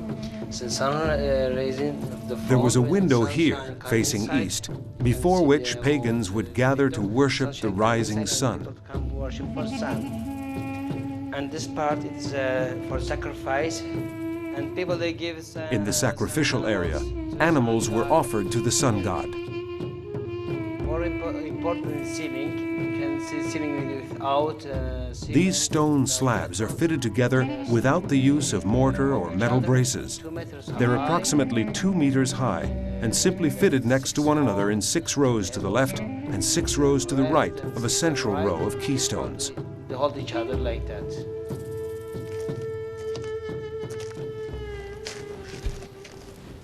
These doors are 300 years old. The doors of the crypt that houses the tombs of the patriarchs are 300 years old.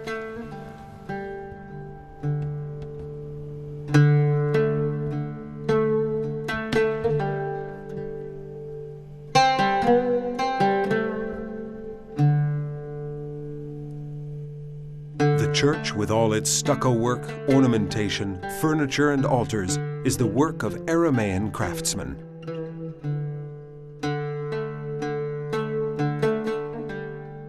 The Patriarchs' Throne used to be in Antioch. On the back, starting from the middle, are the names of all the patriarchs that have succeeded each other through the centuries, from St. Peter to the present day.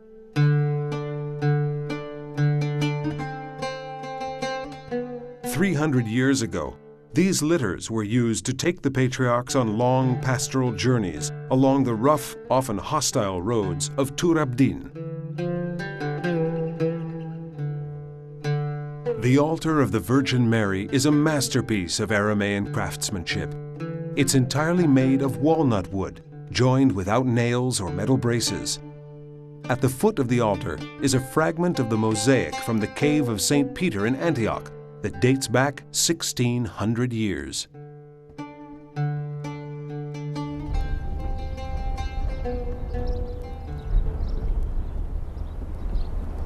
The time has come to say goodbye, but first our host has something to show us before we leave.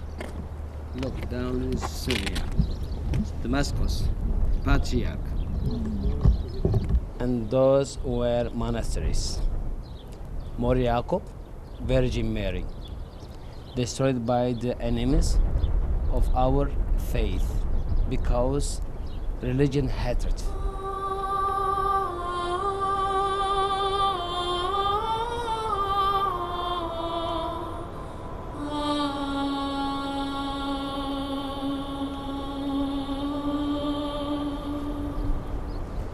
Oh, it's late.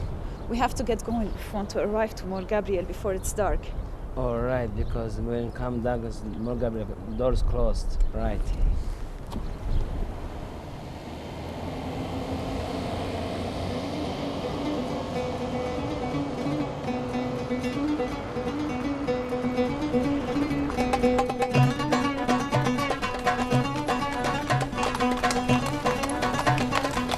Southeast of Midyat, the monastery of Mor Gabriel is the geographical and spiritual heart of the plateau and the safest place of refuge in the entire region.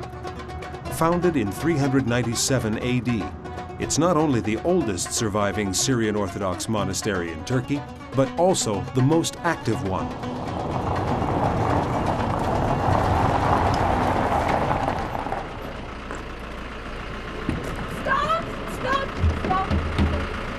Just in time. Every evening at sunset, the great iron doors are closed and will only be open again the following morning.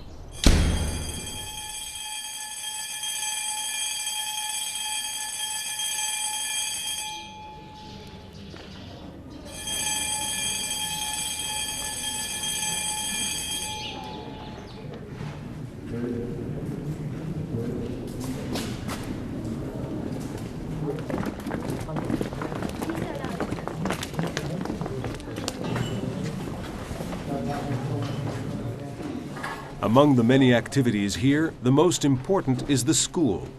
The monastery of Mor Gabriel is truly a bastion of Syriac tradition. Today, the walls, which in the course of the centuries have repelled armies and predators alike, serve to discourage those who would like to eliminate the very notion of Christianity in this region.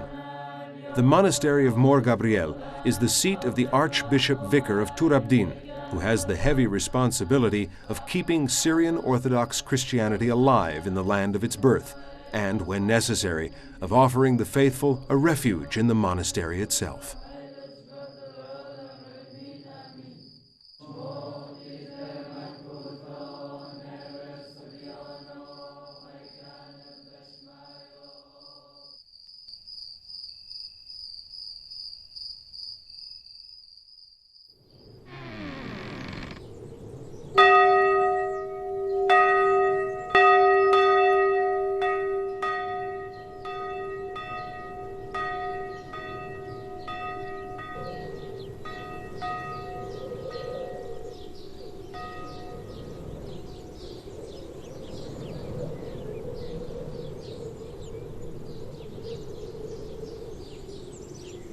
But where is everybody?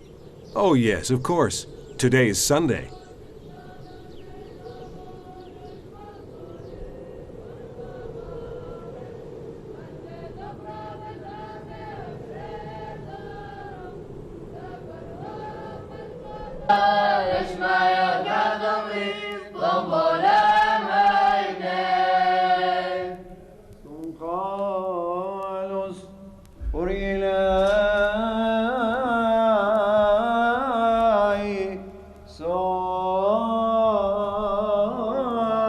The monastery has recently been restored, a long but rewarding job carried out with scrupulous regard for the original architecture.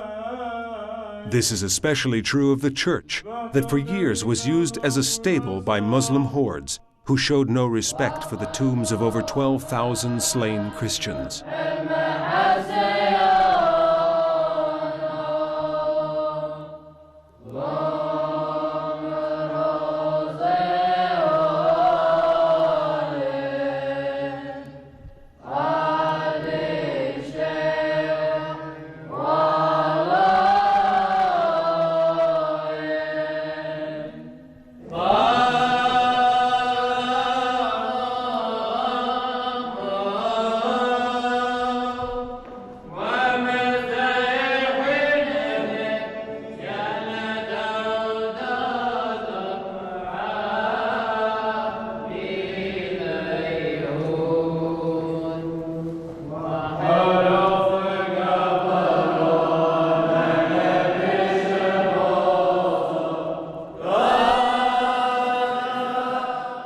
A few tombs, some mosaics, and the chapel of Mor Gabriel, the founder of the monastery, are all that survive of the original church.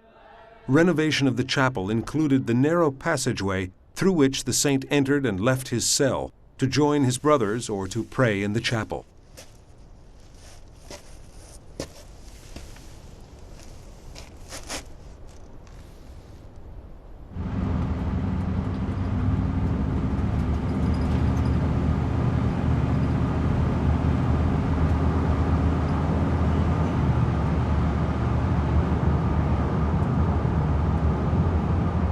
We bade farewell to the tranquility of Mor Gabriel and set out on the long journey to Iraq, the third country that, along with Syria and Turkey, made up the Arameans' homeland.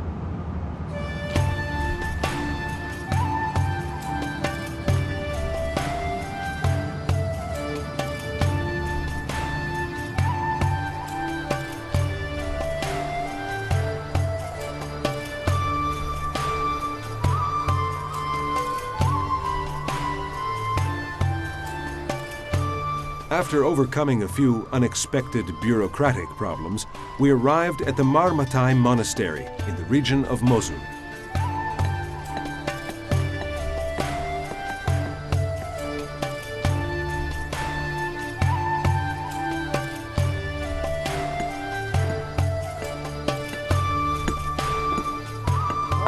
Renovation work is in full swing. Workers go about their business as we visit the chapel that houses the tombs of Marmatai and other saints.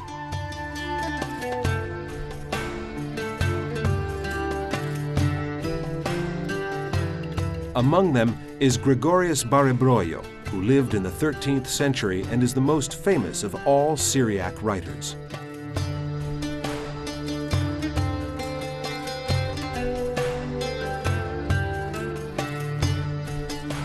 Mar Banam is one of Iraq's most impressive monasteries.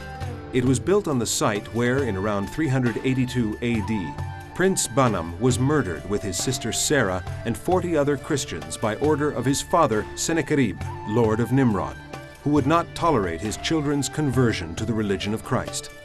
The building is considered the finest medieval Christian monument in Iraq.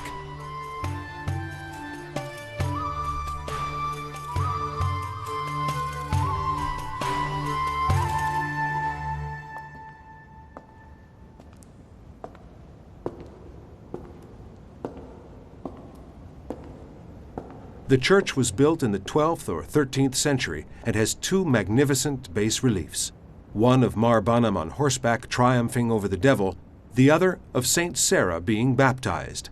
Copies have been incorporated into the facade in place of the vandalized originals.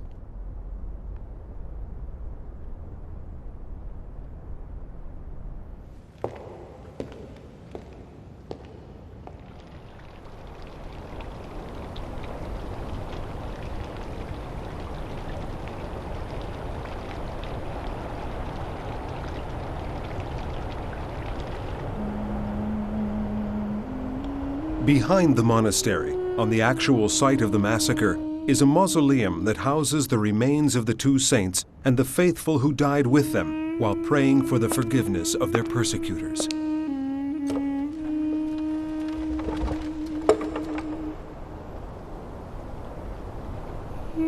In the Iraqi villages inhabited by Syriac Christians, many churches have been destroyed by the ravages of time.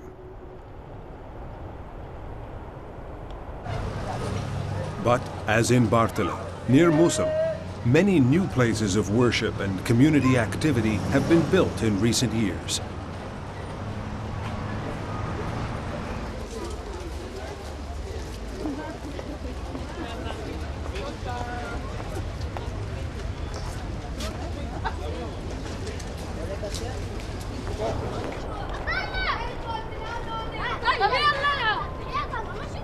The Church of Mar Shmouni boasts a font that dates back to 1343.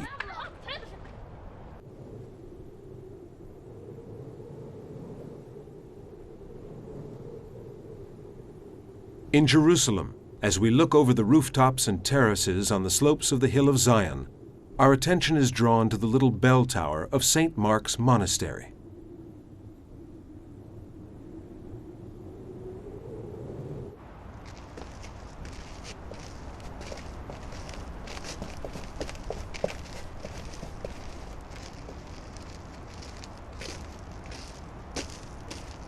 The monastery can only be reached on foot after threading one's way through the maze of tiny streets and alleys of the Tower of David area.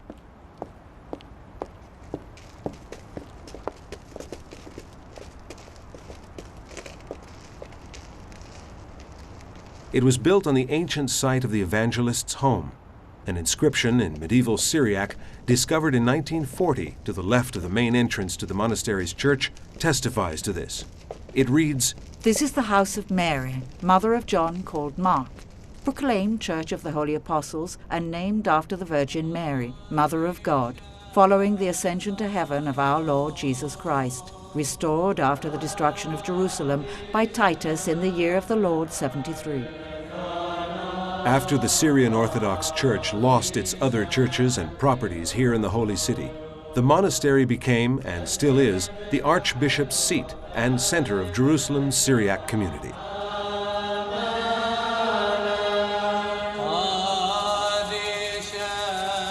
Tradition holds that this painting on leather of the Virgin and Child, of which a number of copies can be seen in many famous sanctuaries, is in fact a true portrait of Christ's mother, painted by St. Luke. Syrian Orthodox Christians are also present in Bethlehem. This Syriac church stands beside the spot where tradition has it that the three wise men rested while following the star.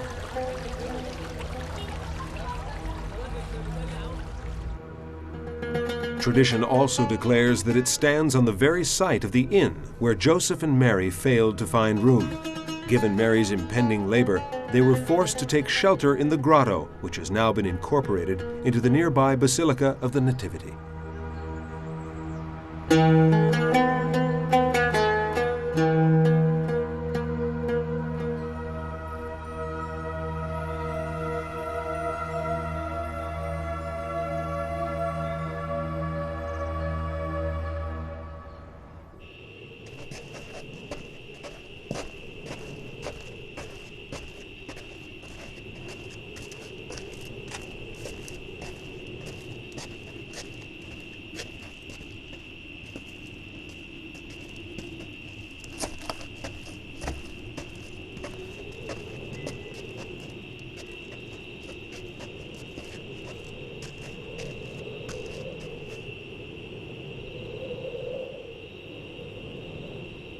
The only way to reach the monastery of Mar Musa, or St. Moses the Ethiopian, is on foot. Those who make it this far are received with open arms regardless of their faith. People come here to spend a day, months, or even years in meditation, study, and prayer.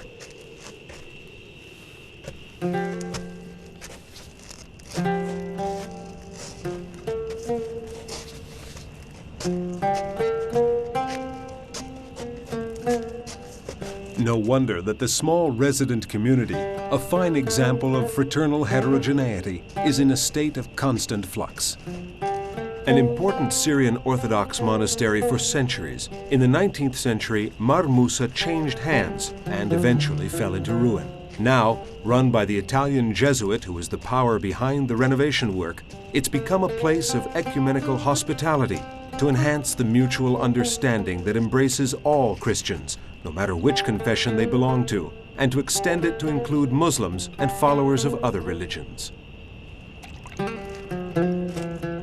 Tradition says that the monastery was founded by an Ethiopian who traveled through Egypt and Palestine and settled in Syria, where he lived as a hermit and died a martyr.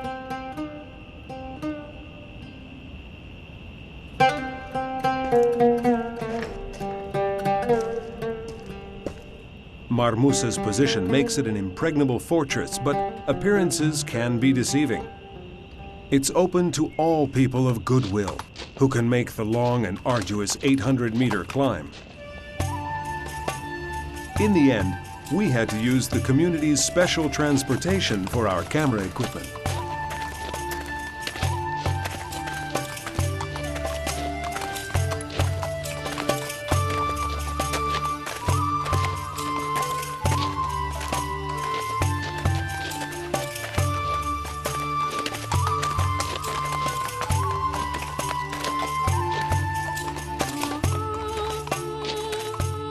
The terrain around the monastery is barren and inhospitable, traversed by tracks that are as difficult as the proverbial path to heaven.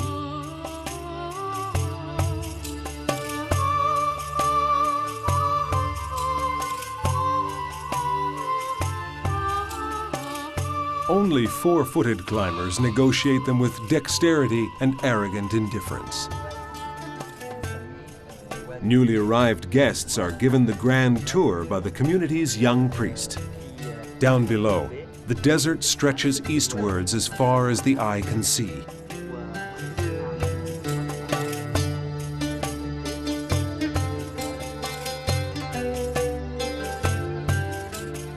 Among the many interesting sights are the caves where the monks once lived. Rain collected in large cisterns was their only source of water. Some of the caves have been converted into cells to host guests. Recently, the number of visitors has been growing steadily, and the construction of additional guest quarters is already underway. The monastery dates from the 4th century, but it took on its current shape in the 15th century when it became an important Syrian Orthodox cenobion. In 1982, it was in a seemingly irreversible state of ruin. Rebuilding has been a long and difficult task, financed by a school of restorers through a cooperative venture of Italian professors and local students. Most of the medieval frescoes have been saved, and it's hoped that even more will be recovered in the future. Among the frescoes, a large Last Judgment occupies the entire west wall.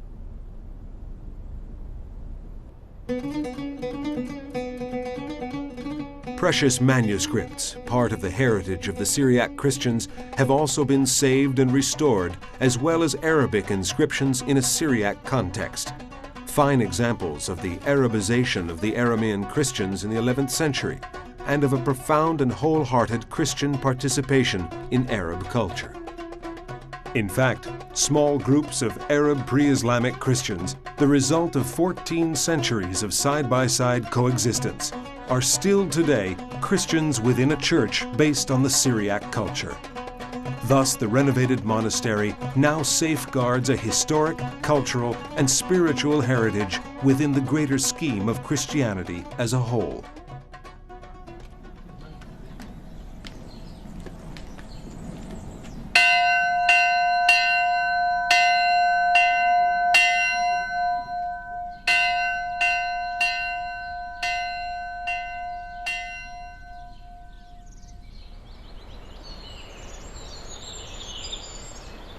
Kera means coconut, and Kerala means land of coconuts.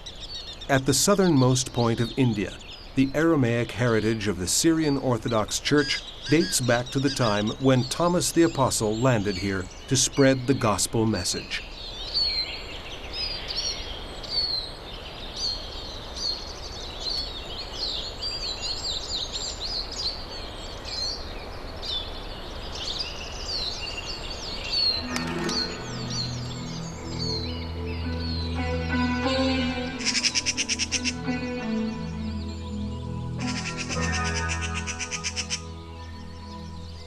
It is a cultural and religious, not ethnic, heritage that has been passed down through the Church of Malankara, the Syrian Orthodox Church of Kerala, that recognizes the Syrian Orthodox Patriarch of Antioch as its figurehead. In the Monastery of Malekrouz near Cochin, we had our first meeting with 4 resident monks who live there with a few young students.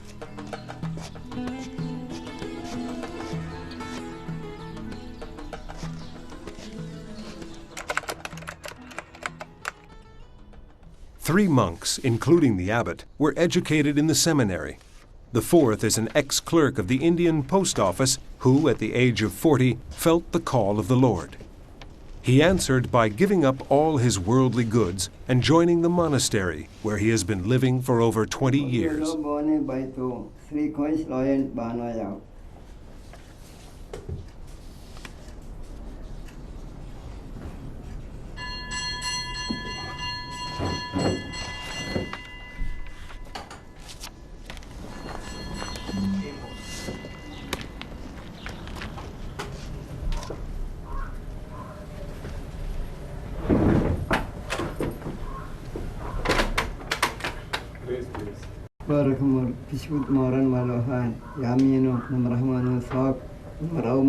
May you show mercy and blessings on this food.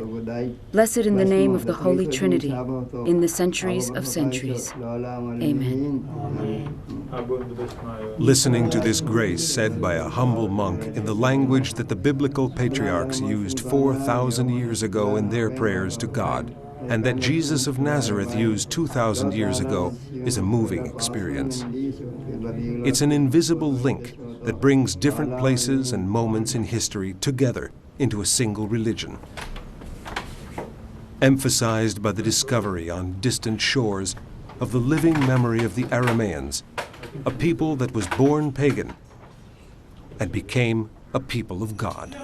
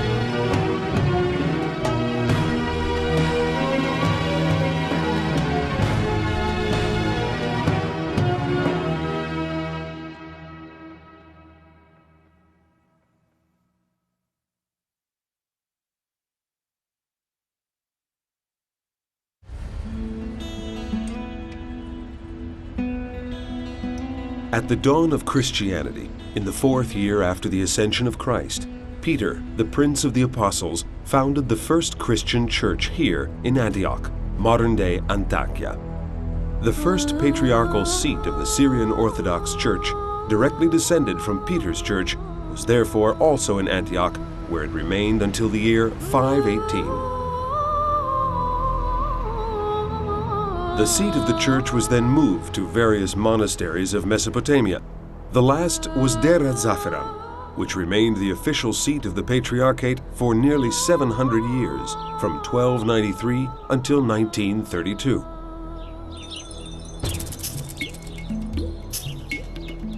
After a period of atrocious violence, particularly during and following World War I, in which 250,000 faithful lost their lives, the Patriarchate was transferred to various places in Syria. Since 1957, it has been in Damascus. Today, the spiritual head of the Syrian Orthodox Church continues to carry out his high apostolic mission from the capital of Syria. Near the gate of Bab Tuma, one of the 7 gates in the ancient walls of Damascus, is the seat of the Patriarchate.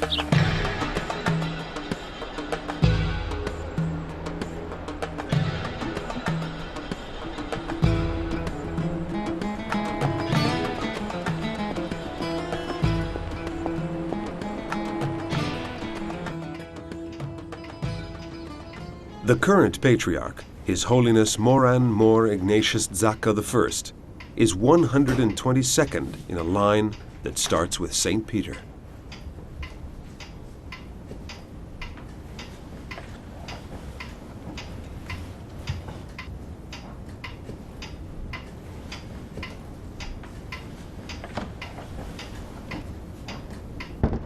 A half-hour drive north of Damascus is the great seminary of St. Ephraim, whose impressive buildings were officially opened in 1966.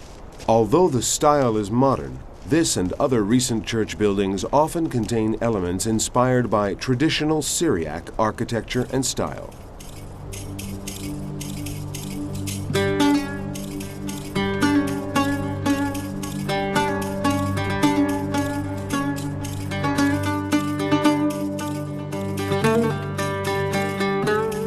One example of this is the new monastery of St. Mary near Hasake in eastern Syria. It has only recently been finished.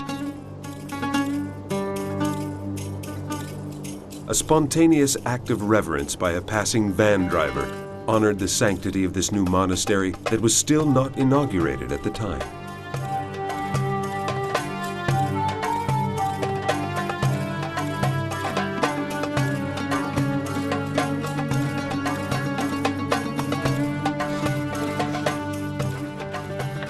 The language of the Syrian Orthodox Church is Syriac.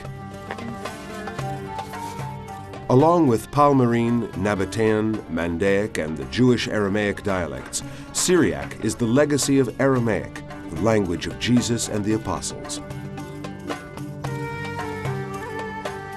A legacy that is cherished in these manuscripts of the past, some of which have had a hazardous and troubled history. So much so that it's a sheer miracle that a part of these, some of them 15 centuries old, have reached our own times. In 1559, a large number of Syriac manuscripts were burned in India in the presence of the members of the Jumper Synod, a move that aimed to stamp out many of the local Syriac Christian traditions. 10,000 Middle Eastern manuscripts were lost in 1715 when the ship that was carrying them to the Vatican sank. Perhaps these are among the reasons why, in the Syrian Orthodox Church of today, patient hands continue to copy these precious writings, the painstaking labor of a scribe from ages past. It took more than 340 hours to copy the Peshitta, the Syriac text of the Bible. A veritable labor of love.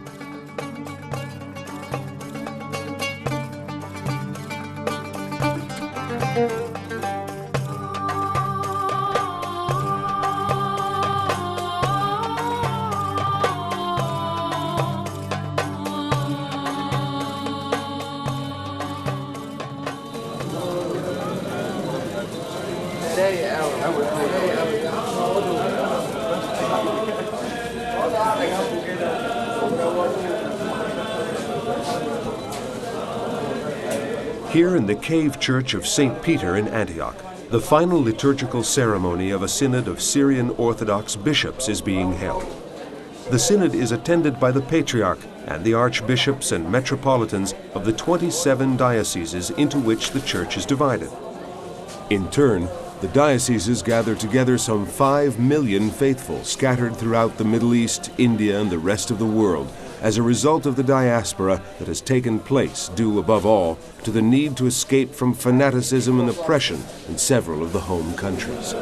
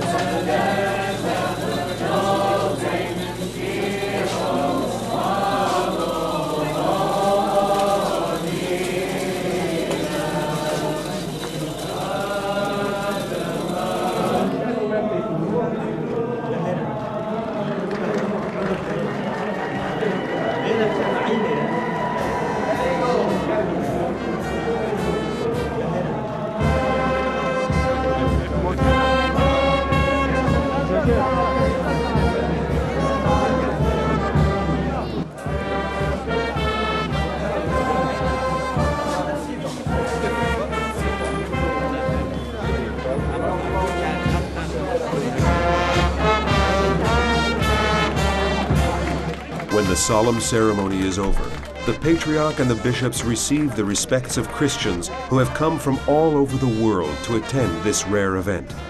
Visitors include a group that perform folk dances from the host country.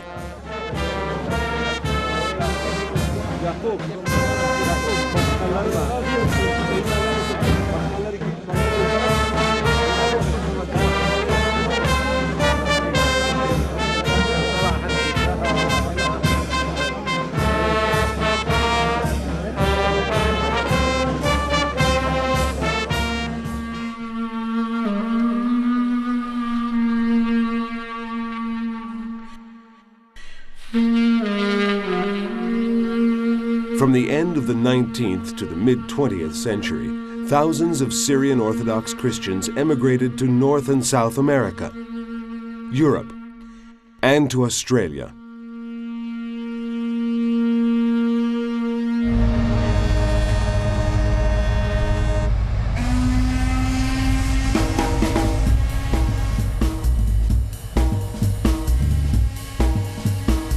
An all-too-brief visit to some of the communities of the diaspora takes us to the United States of America, to New York, New Jersey, California, in particular Los Angeles and Portland, Oregon. These are the cities and states that host substantial centers of Syrian Orthodox Christians. Although well integrated into local society, they are proud of their origins and traditions and fiercely committed to preserving their language, celebrating their rituals, and organizing gatherings in order to safeguard the common bond represented by their faith, and the most vulnerable of all their possessions, their identity.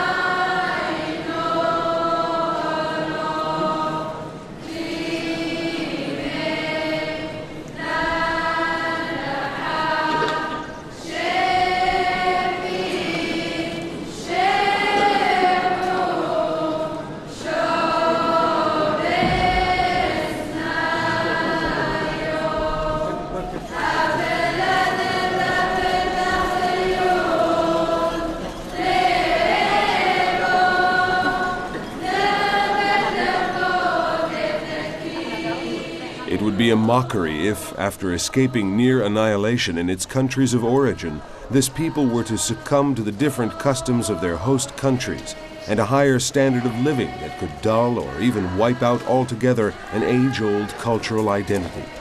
The Syrian Orthodox Church and its lay associations work hard to make sure that will never happen. The religious communities are subordinate, through their bishops, to the authority of the Patriarch, but the lay communities are independently organized and sponsor meetings and rallies born of individual and collective initiatives. Syriac cultural associations and lay communities are grouped into federations, which in turn belong to an organization that unites and represents them all, the SUA, the Syriac Universal Alliance. The SUA was established on July 16, 1963, in New Jersey by the Syrian National Federation in Sweden and the American Aramean Associations. The founders' goals were to have an international organization able to protect the rights of Syrian Aramean individuals and the Syrian Aramean community all over the world, to preserve the language and Aramean traditions and heritage, and to instill in Syrian Arameans the consciousness of their identity and roots, as well as to ensure their freedom and equality on a par with other peoples and nations.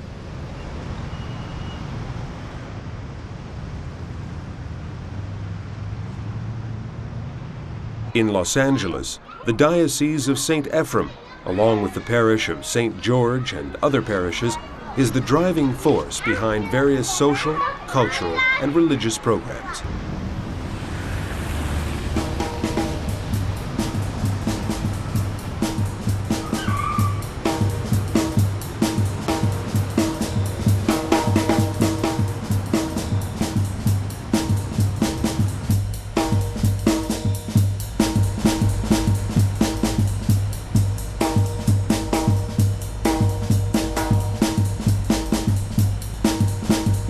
Portland, Oregon.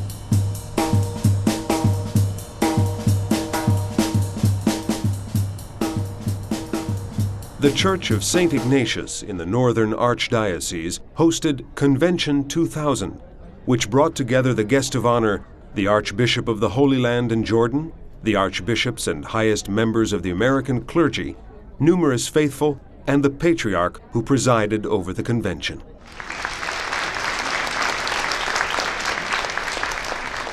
The program called for a series of educational, cultural, and social events.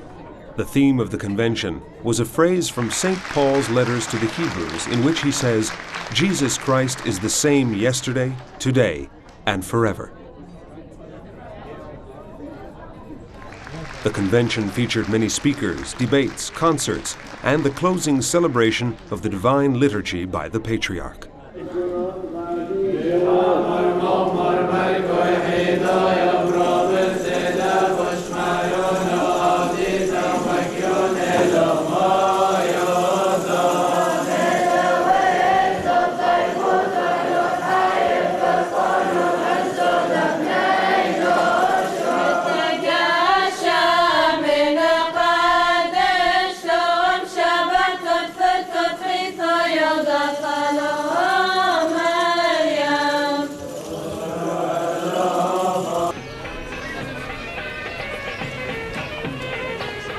A lively open-air lunch with a menu of traditional dishes from the mother countries helped to consolidate the feeling of fraternity and cordiality that embraced everyone present, clergy and lay members alike.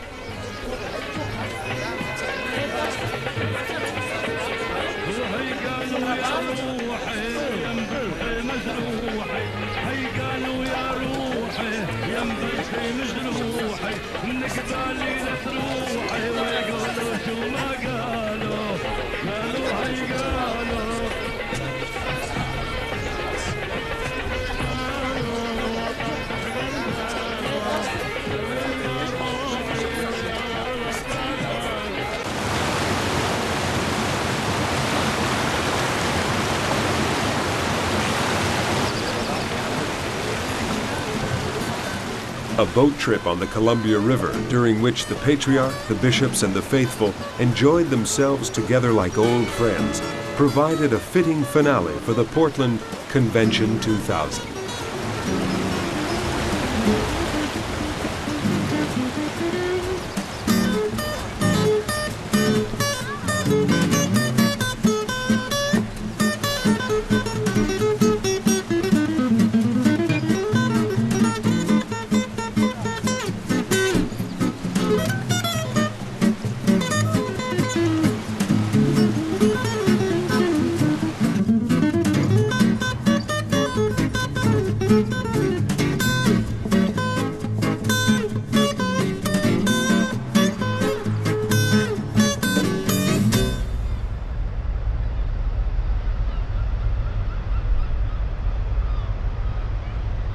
Montreal, Canada.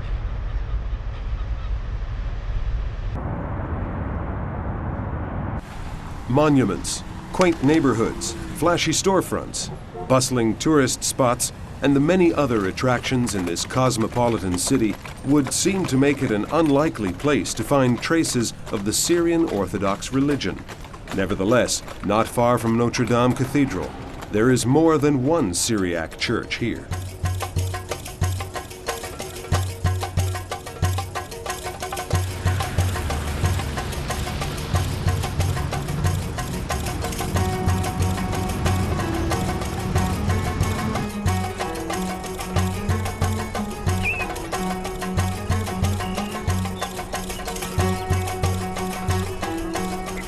On this site, the diocese's new community center will soon be built.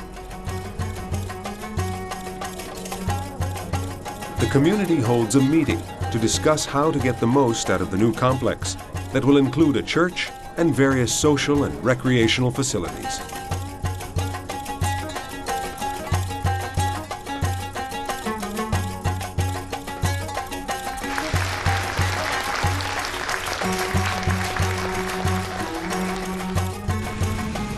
Most of the Syriac Christians in this community come from Lebanon, and many of them are in the restaurant business. The cedar of Lebanon, the national symbol of their country of origin, stands side by side with signs advertising kebabs.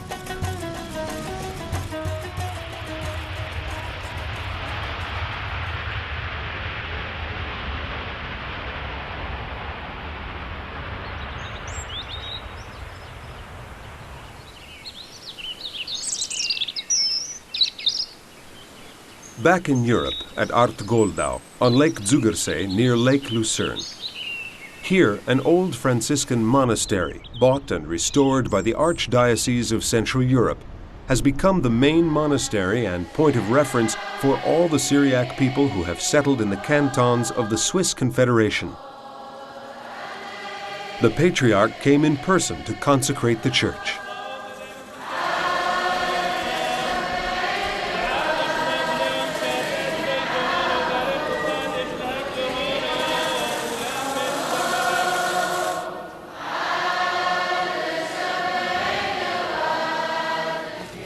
The ceremony is followed by a procession to the Catholic parish, graciously lent for the occasion since the monastery's church was too small to hold such a large congregation.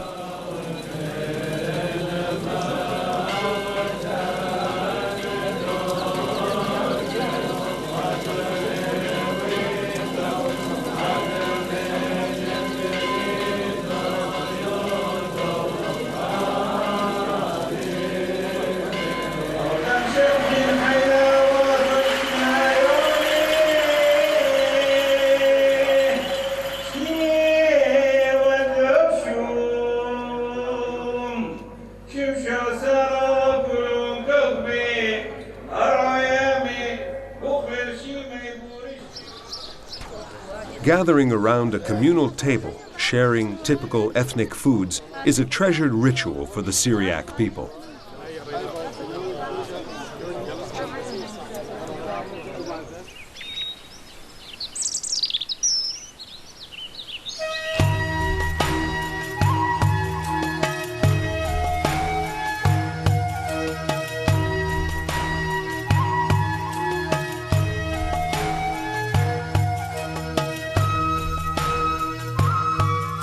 At baptize you in the name of the Father, the Son, and the Holy Spirit.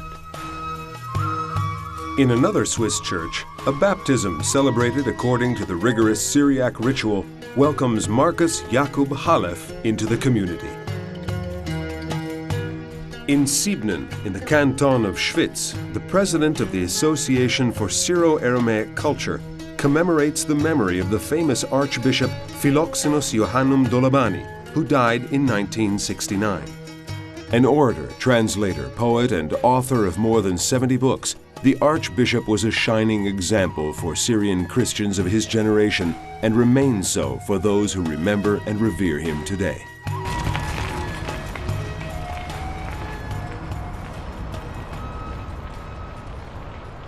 Our visit to the German Diocese begins in Frankfurt on Main.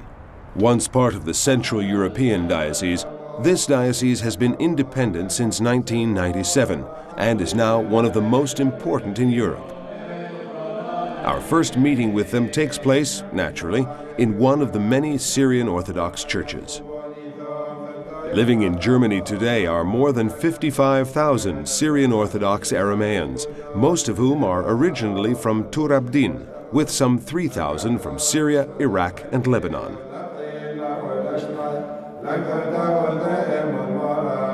"43 parishes run 60 places of worship, 22 of which are newly built churches.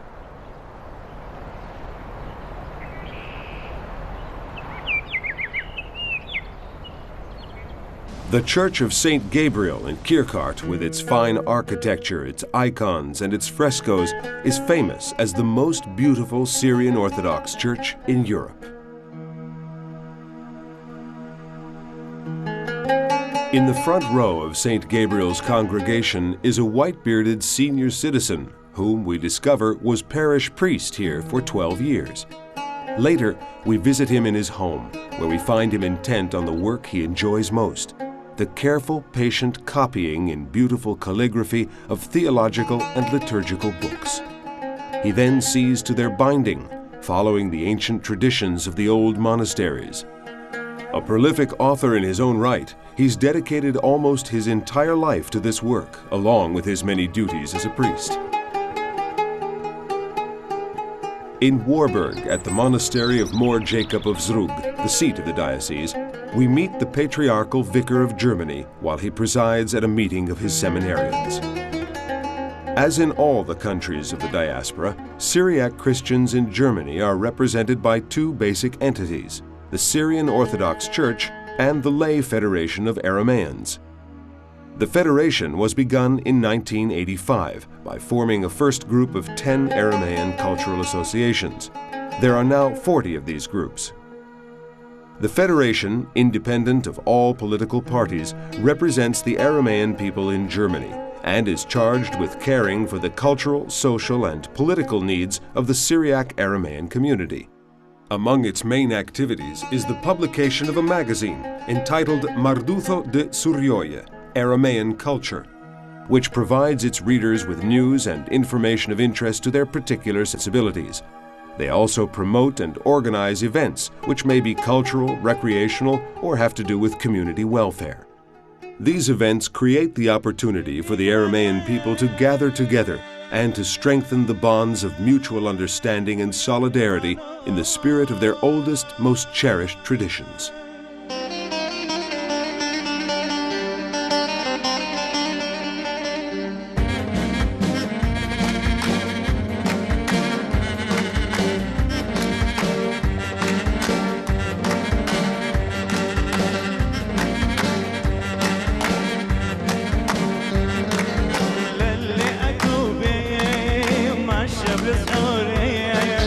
خير كل خير خير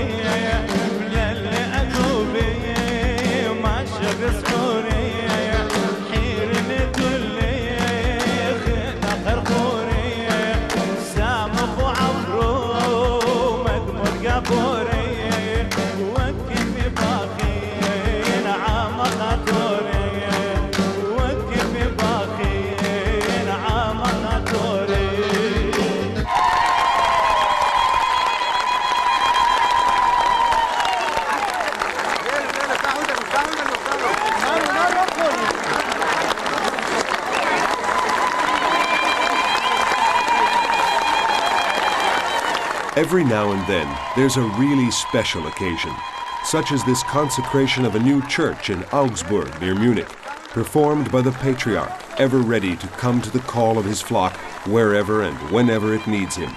Every new event of this kind is another milestone along the road this community is following through the modern world.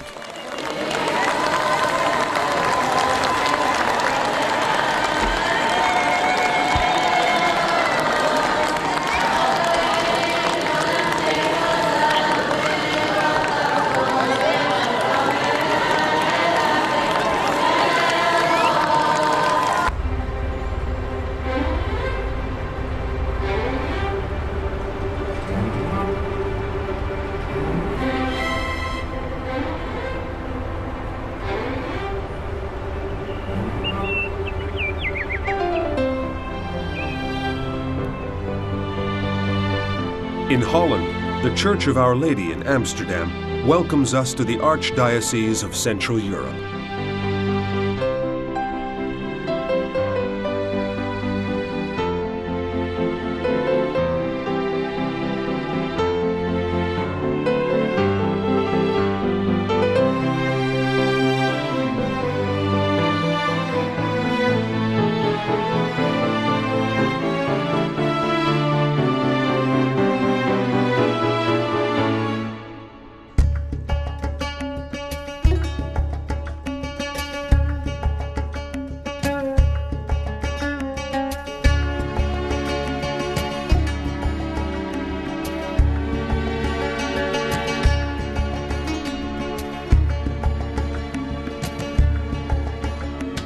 St. Johannes was the first Syrian Orthodox church to be built in Holland. It looks more like a house than a church, but it has given birth to many others. St. Mary's,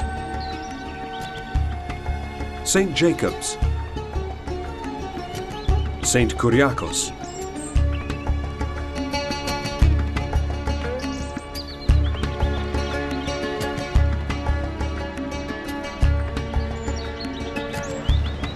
and More Ignatius, where we attended Sunday Mass, celebrated by the Archbishop.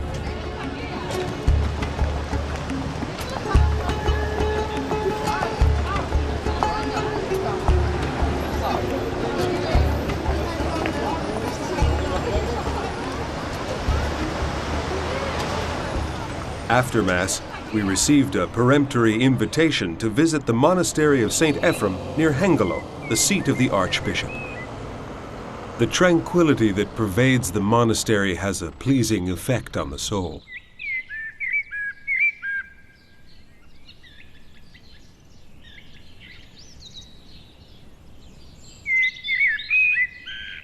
The diocese has its own cemetery, where members of the community can now find eternal rest in their own land, as if they had returned to their homes in the mountains of Tur Abdin and the villages of Syria.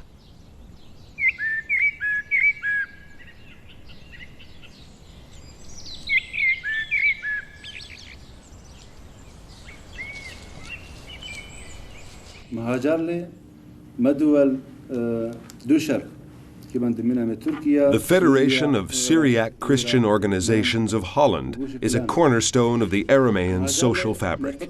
It keeps abreast of the progress made by members, many of whom have become prominent citizens in their Dutch communities. Syro-Arameans are active in import-export and industry.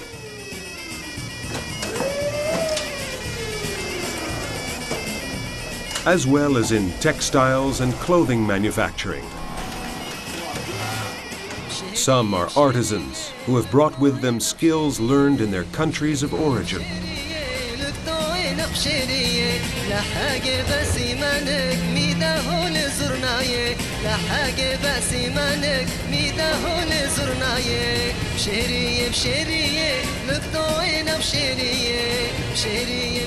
Others are in the restaurant and catering business, in which they have achieved significant success.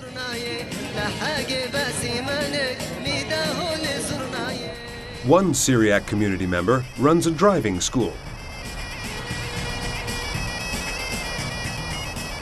And another is the only Syriac female business executive. She runs an insurance agency.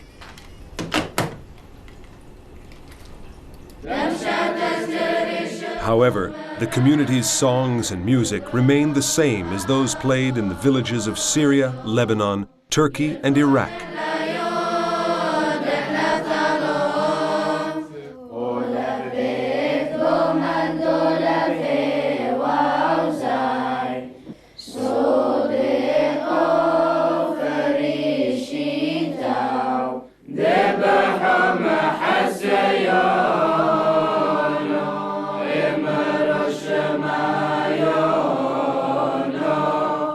And traditional rituals and terms of endearment are the same as those used in any Syriac church or family in its country of origin.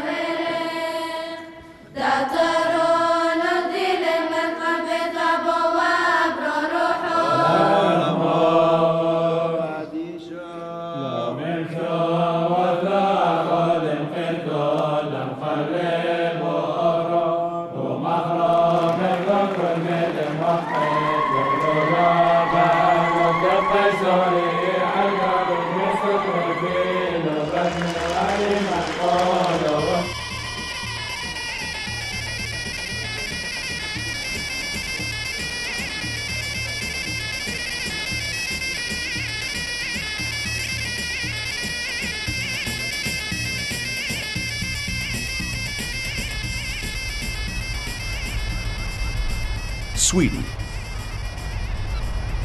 Syriac immigrants in Sweden are businessmen, restaurateurs, and artisans. In general, most of these people have done well in the diaspora. They have drawn on their long tradition in the fields of employment and commerce, successfully establishing themselves in their adopted societies. But they have not forgotten who they are and where they come from. Most of all, they have not forgotten the language of their forefathers.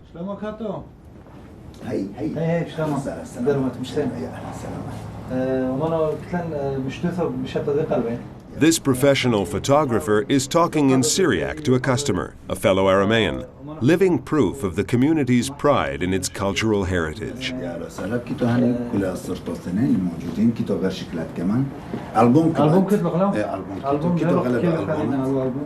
نفس الوقت مشكلة صرتوثين كلاسيس مودرن شارليك بيلتس مدن خاص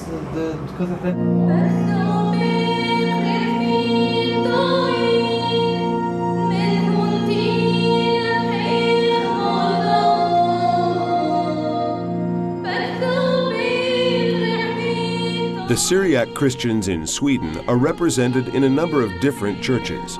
The Eastern Syriac Church, the Syriac branch of the Melkite Church, the Syriac Maronite Church, the Chaldean Church, the Syriac Catholic Church, the Protestant churches, and of course, the Syrian Orthodox Church, where most of the faithful congregate.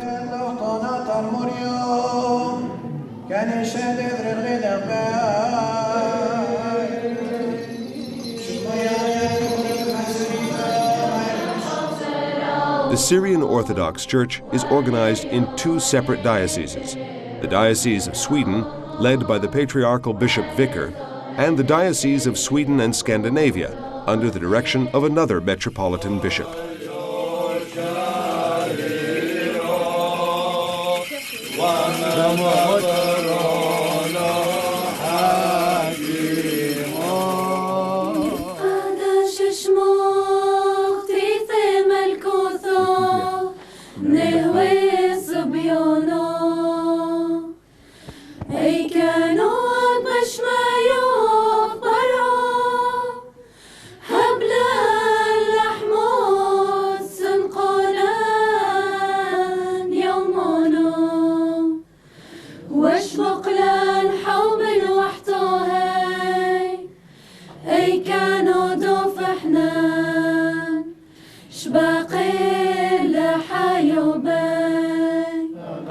Altogether, the Syrian Orthodox Christians in Sweden total more than 40,000.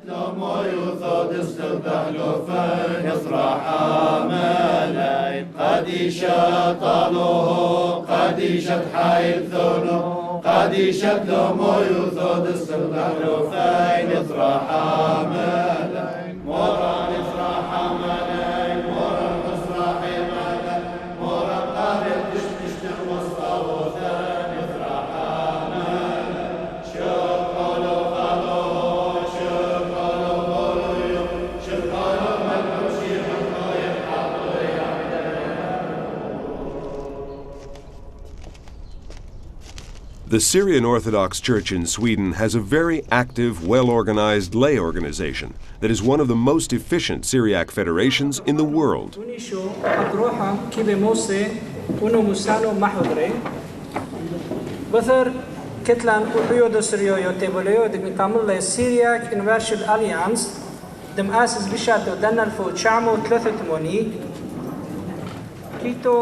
The lay commitment is very strong. With the Church's support, it promotes social and cultural activities that serve to unite the entire community and to stimulate exchange and collaboration between the different countries of the diaspora. By providing more in-depth understanding of the history of the Aramean people, it aims to ensure that the Syriac Christians scattered throughout the world will not lose their identity or their cultural heritage to the material affluence and religious agnosticism that increasingly characterize the wealthy societies which these Christians have joined. Sports-related activities are also used to promote the community's social and cultural well-being. The Syriac Federation's soccer team is among the top teams in Sweden's second division. Along with sporting activities, the Syriac Youth Federation, founded in 1992 and one of the initiators of SAYEK, Syrian Aramean European Youth, is now one of the largest youth organizations in Sweden, with 30 member associations and almost 10,000 members. Its main aims are to give Syrian youth a platform to safeguard their cultural identity and background, and help them integrate into the society of their host country without losing their traditional values.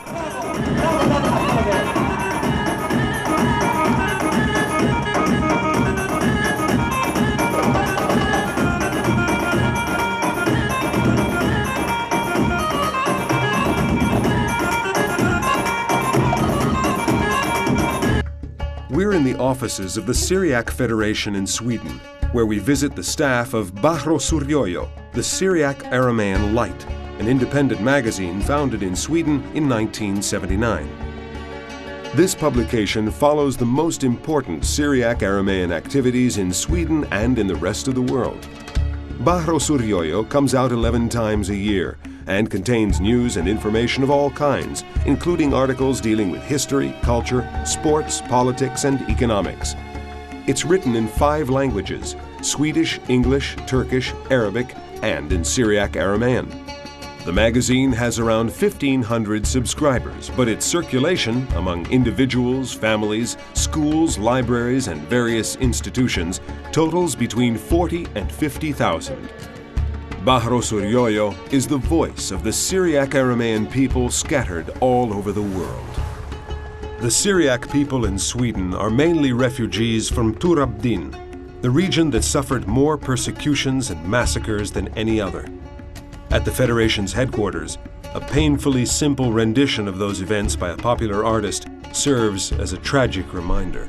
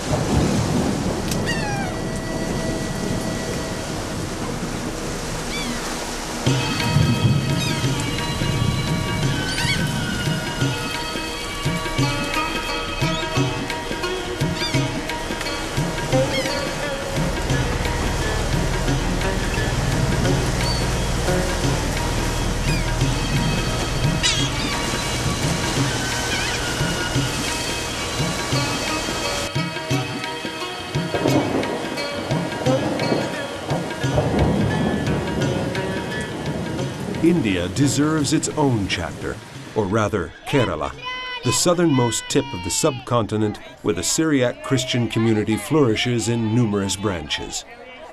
According to local tradition, St. Thomas landed here in 52 AD, founding the first Christian community. In the 1st century AD, there was a considerable amount of trade between South India and the Roman Empire. Therefore, such an early arrival of Christianity in South India is perfectly plausible. At various later times, in the mid-4th century and in the 9th century, there are records of the arrival of Syriac Christians from the Middle East. The first were 72 families from Edessa in 354 AD. Today, there are as many as 8 different churches which are heirs to the Syriac tradition. One of the largest of these is the Syrian Orthodox Church of Malankara, Malankara being an older name for Kerala, with some 2 million faithful, having the Syrian Orthodox Patriarch of Antioch as their supreme spiritual authority. The stories of St. Thomas, depicted in many of the churches dedicated to him, tell of his arrival in India, of his preaching, and of his martyrdom, which links the Church of Malankara to the martyrs of all Christian churches. Syriac inscriptions often report details of important events in local history.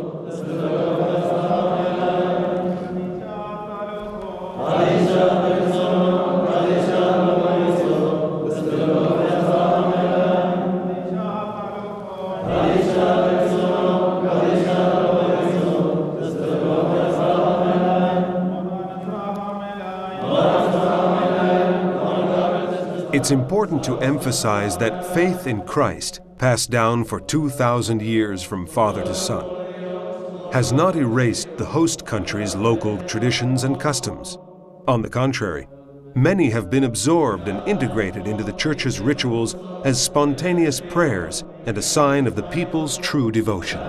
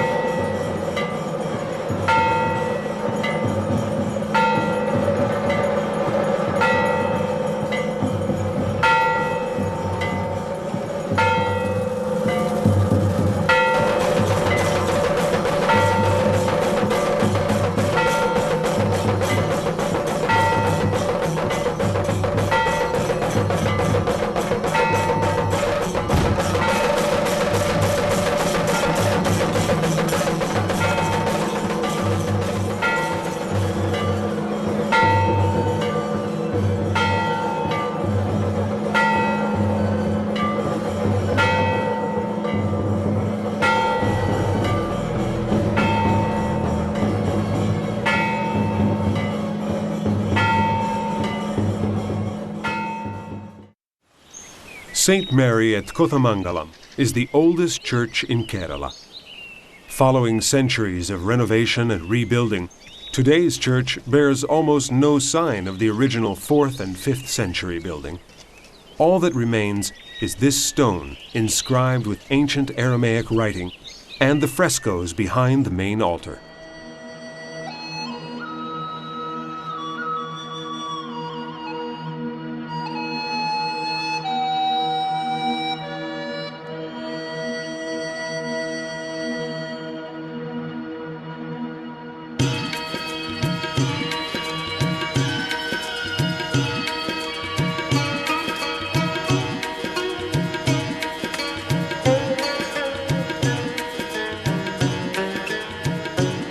Syriac origins, however, are clearly visible in this painting and in other details. This church has a congregation of 1,000 families and is considered the cathedral of the Diocese of Angamali. Angamali's 400,000 members make it the world's largest Syriac community. There are 625 parish churches in Kerala, grouped into 11 dioceses.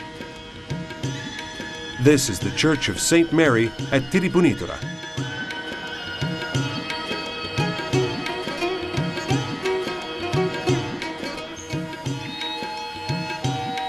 This church, looking out over a river, is St. Mary's in Piravam. Tradition has it that it was founded by one of the 3 wise men, or more specifically, by the Black King when he returned here from Bethlehem after visiting the Christ child.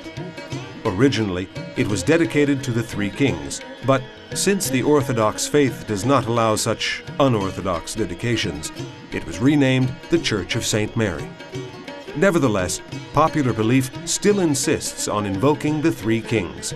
For this reason, tens of thousands of pilgrims, up to 75,000 on Easter Day alone, come here from all over Kerala. Among them, there are many Hindus.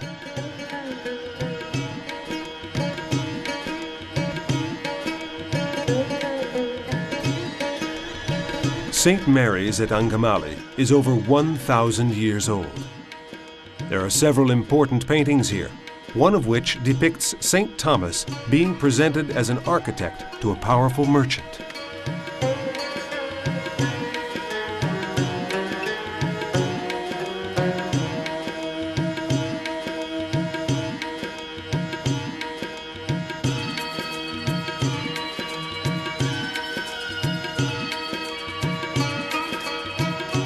Others refer to the life and passion of Jesus.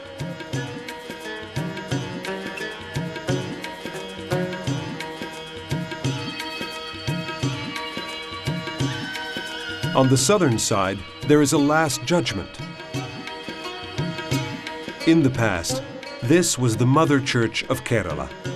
That's why it houses many tombs of bishops, and why the leader of the Syriac Church in India, with the title Archdeacon, is buried here.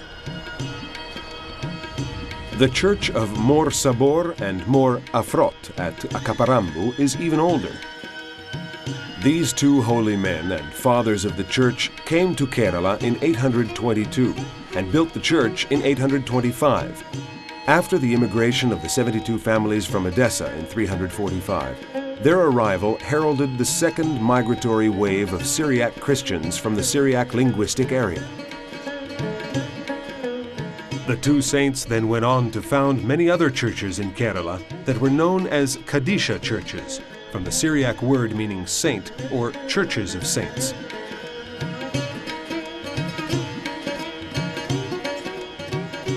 The main altar with a long inscription in Syriac is dedicated to the 2 founders of the church, Mor Sabor and Afrot. St. George's at Karingachira is one of the oldest churches in Kerala. Founded in the 8th century, it has since been rebuilt several times. The church, famous throughout Kerala, benefited from the patronage of the Maharaja of Cochin and is the church of a congregation scattered in a radius of many kilometers. Many bishops are buried in the Church of St. Thomas at Mulanturudi, making it a revered place of worship. In the past, the most important Syrian Orthodox Church meetings were held here. The holy oil, or myron, has been consecrated twice. The consecration of the Holy Myron is an event of utmost significance for the Syrian Orthodox Church, and it can only be carried out by the Patriarch. St. George's at Perumpili is a modern church under the direct jurisdiction of the Patriarch of Antioch. Many miracles have taken place here.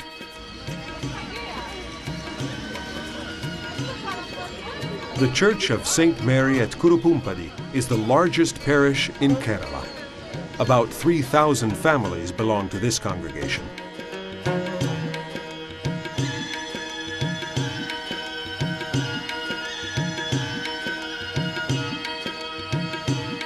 The painting of the Virgin on the main altar is 800 years old.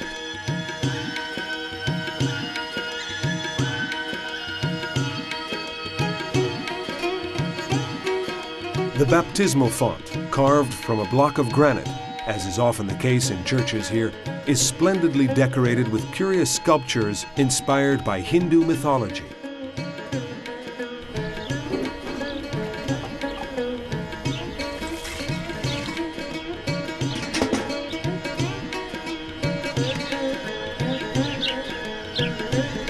In the 19th century, the Diocese of Kandanadu was born. This was its cathedral. The first church was built in the 8th century and was rebuilt in the 14th century. The little cemetery bears Syriac inscriptions.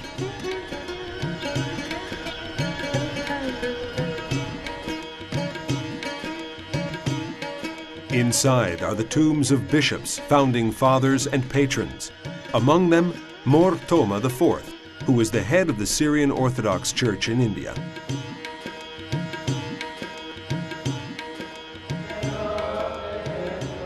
In 1685, the Patriarch of Antioch sent Bishop Yeldo Mor Baselios to take over the Church of St. Thomas at Kotamangalam, founded in 1455. 12 days after his arrival, the bishop died. But before he passed away, he appointed bishop a monk who had accompanied him. Yeldo Mor Baselios is considered a saint. Flocks of pilgrims come here from all over Kerala to worship at his tomb and to ask for his mercy and blessing. It's a veritable feat of organization to cook food in such great quantities for free distribution to the pilgrims. Every Saturday, many families come here to baptize their children, who, often in honor of Yeldo Mor Baselios, are christened Yeldo. Elephants, the symbol of Kerala, often participate in celebrations at the sanctuary.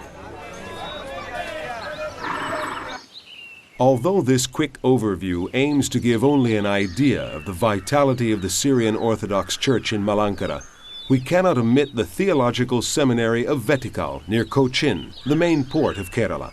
This is one of the most important institutions run by the Syrian Orthodox Church in all of India.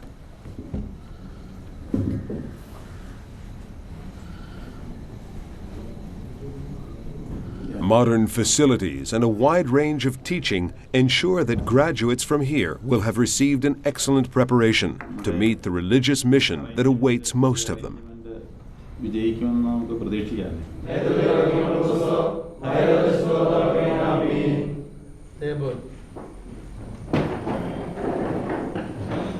Lesson number 10 about work. Or common, com, or common, comtun, comten, comin, or comnet.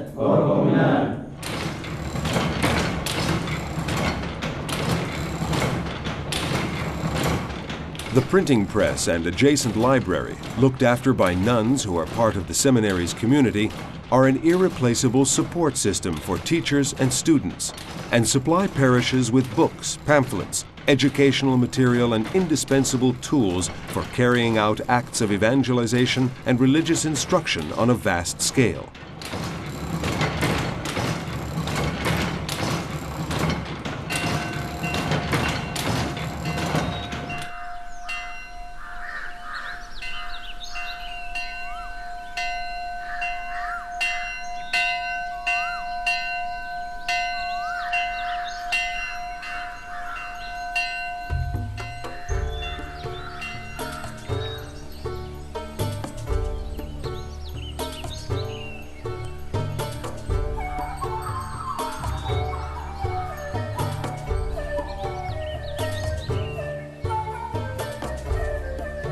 The seminary in Vetikal, with the seminary of the Diocese of Knanaya and the St. Afram Ecumenical Research Institute in Kottayam, is a fundamental institution of Syriac culture and tradition in India, and is among the most efficient and respected in the world.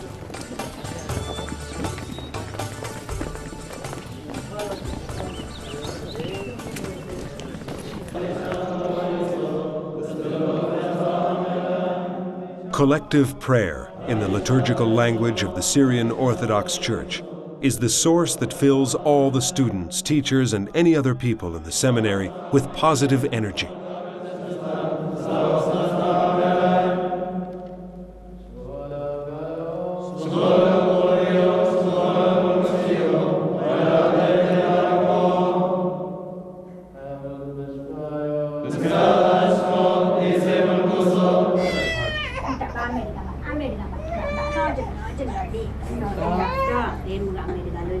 This child doesn't speak Syriac yet.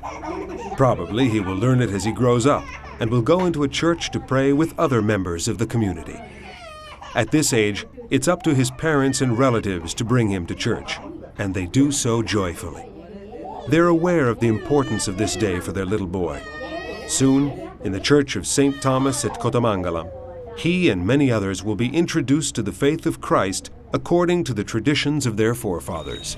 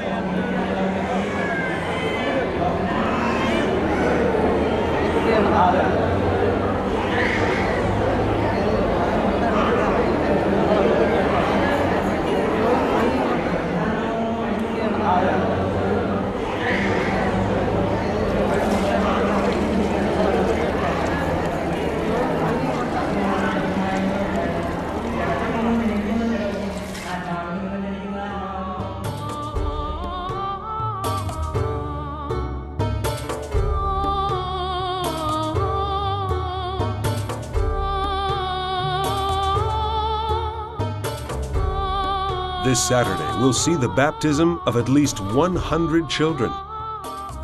There is little reason to be surprised. The Indians are prolific, and many of them want to baptize their children in the church where the bishop who came from Antioch, Yeldomor Baselius, is buried. That's why every Saturday, this place is thronged with people, creating a kaleidoscope of images and a cacophony of sound.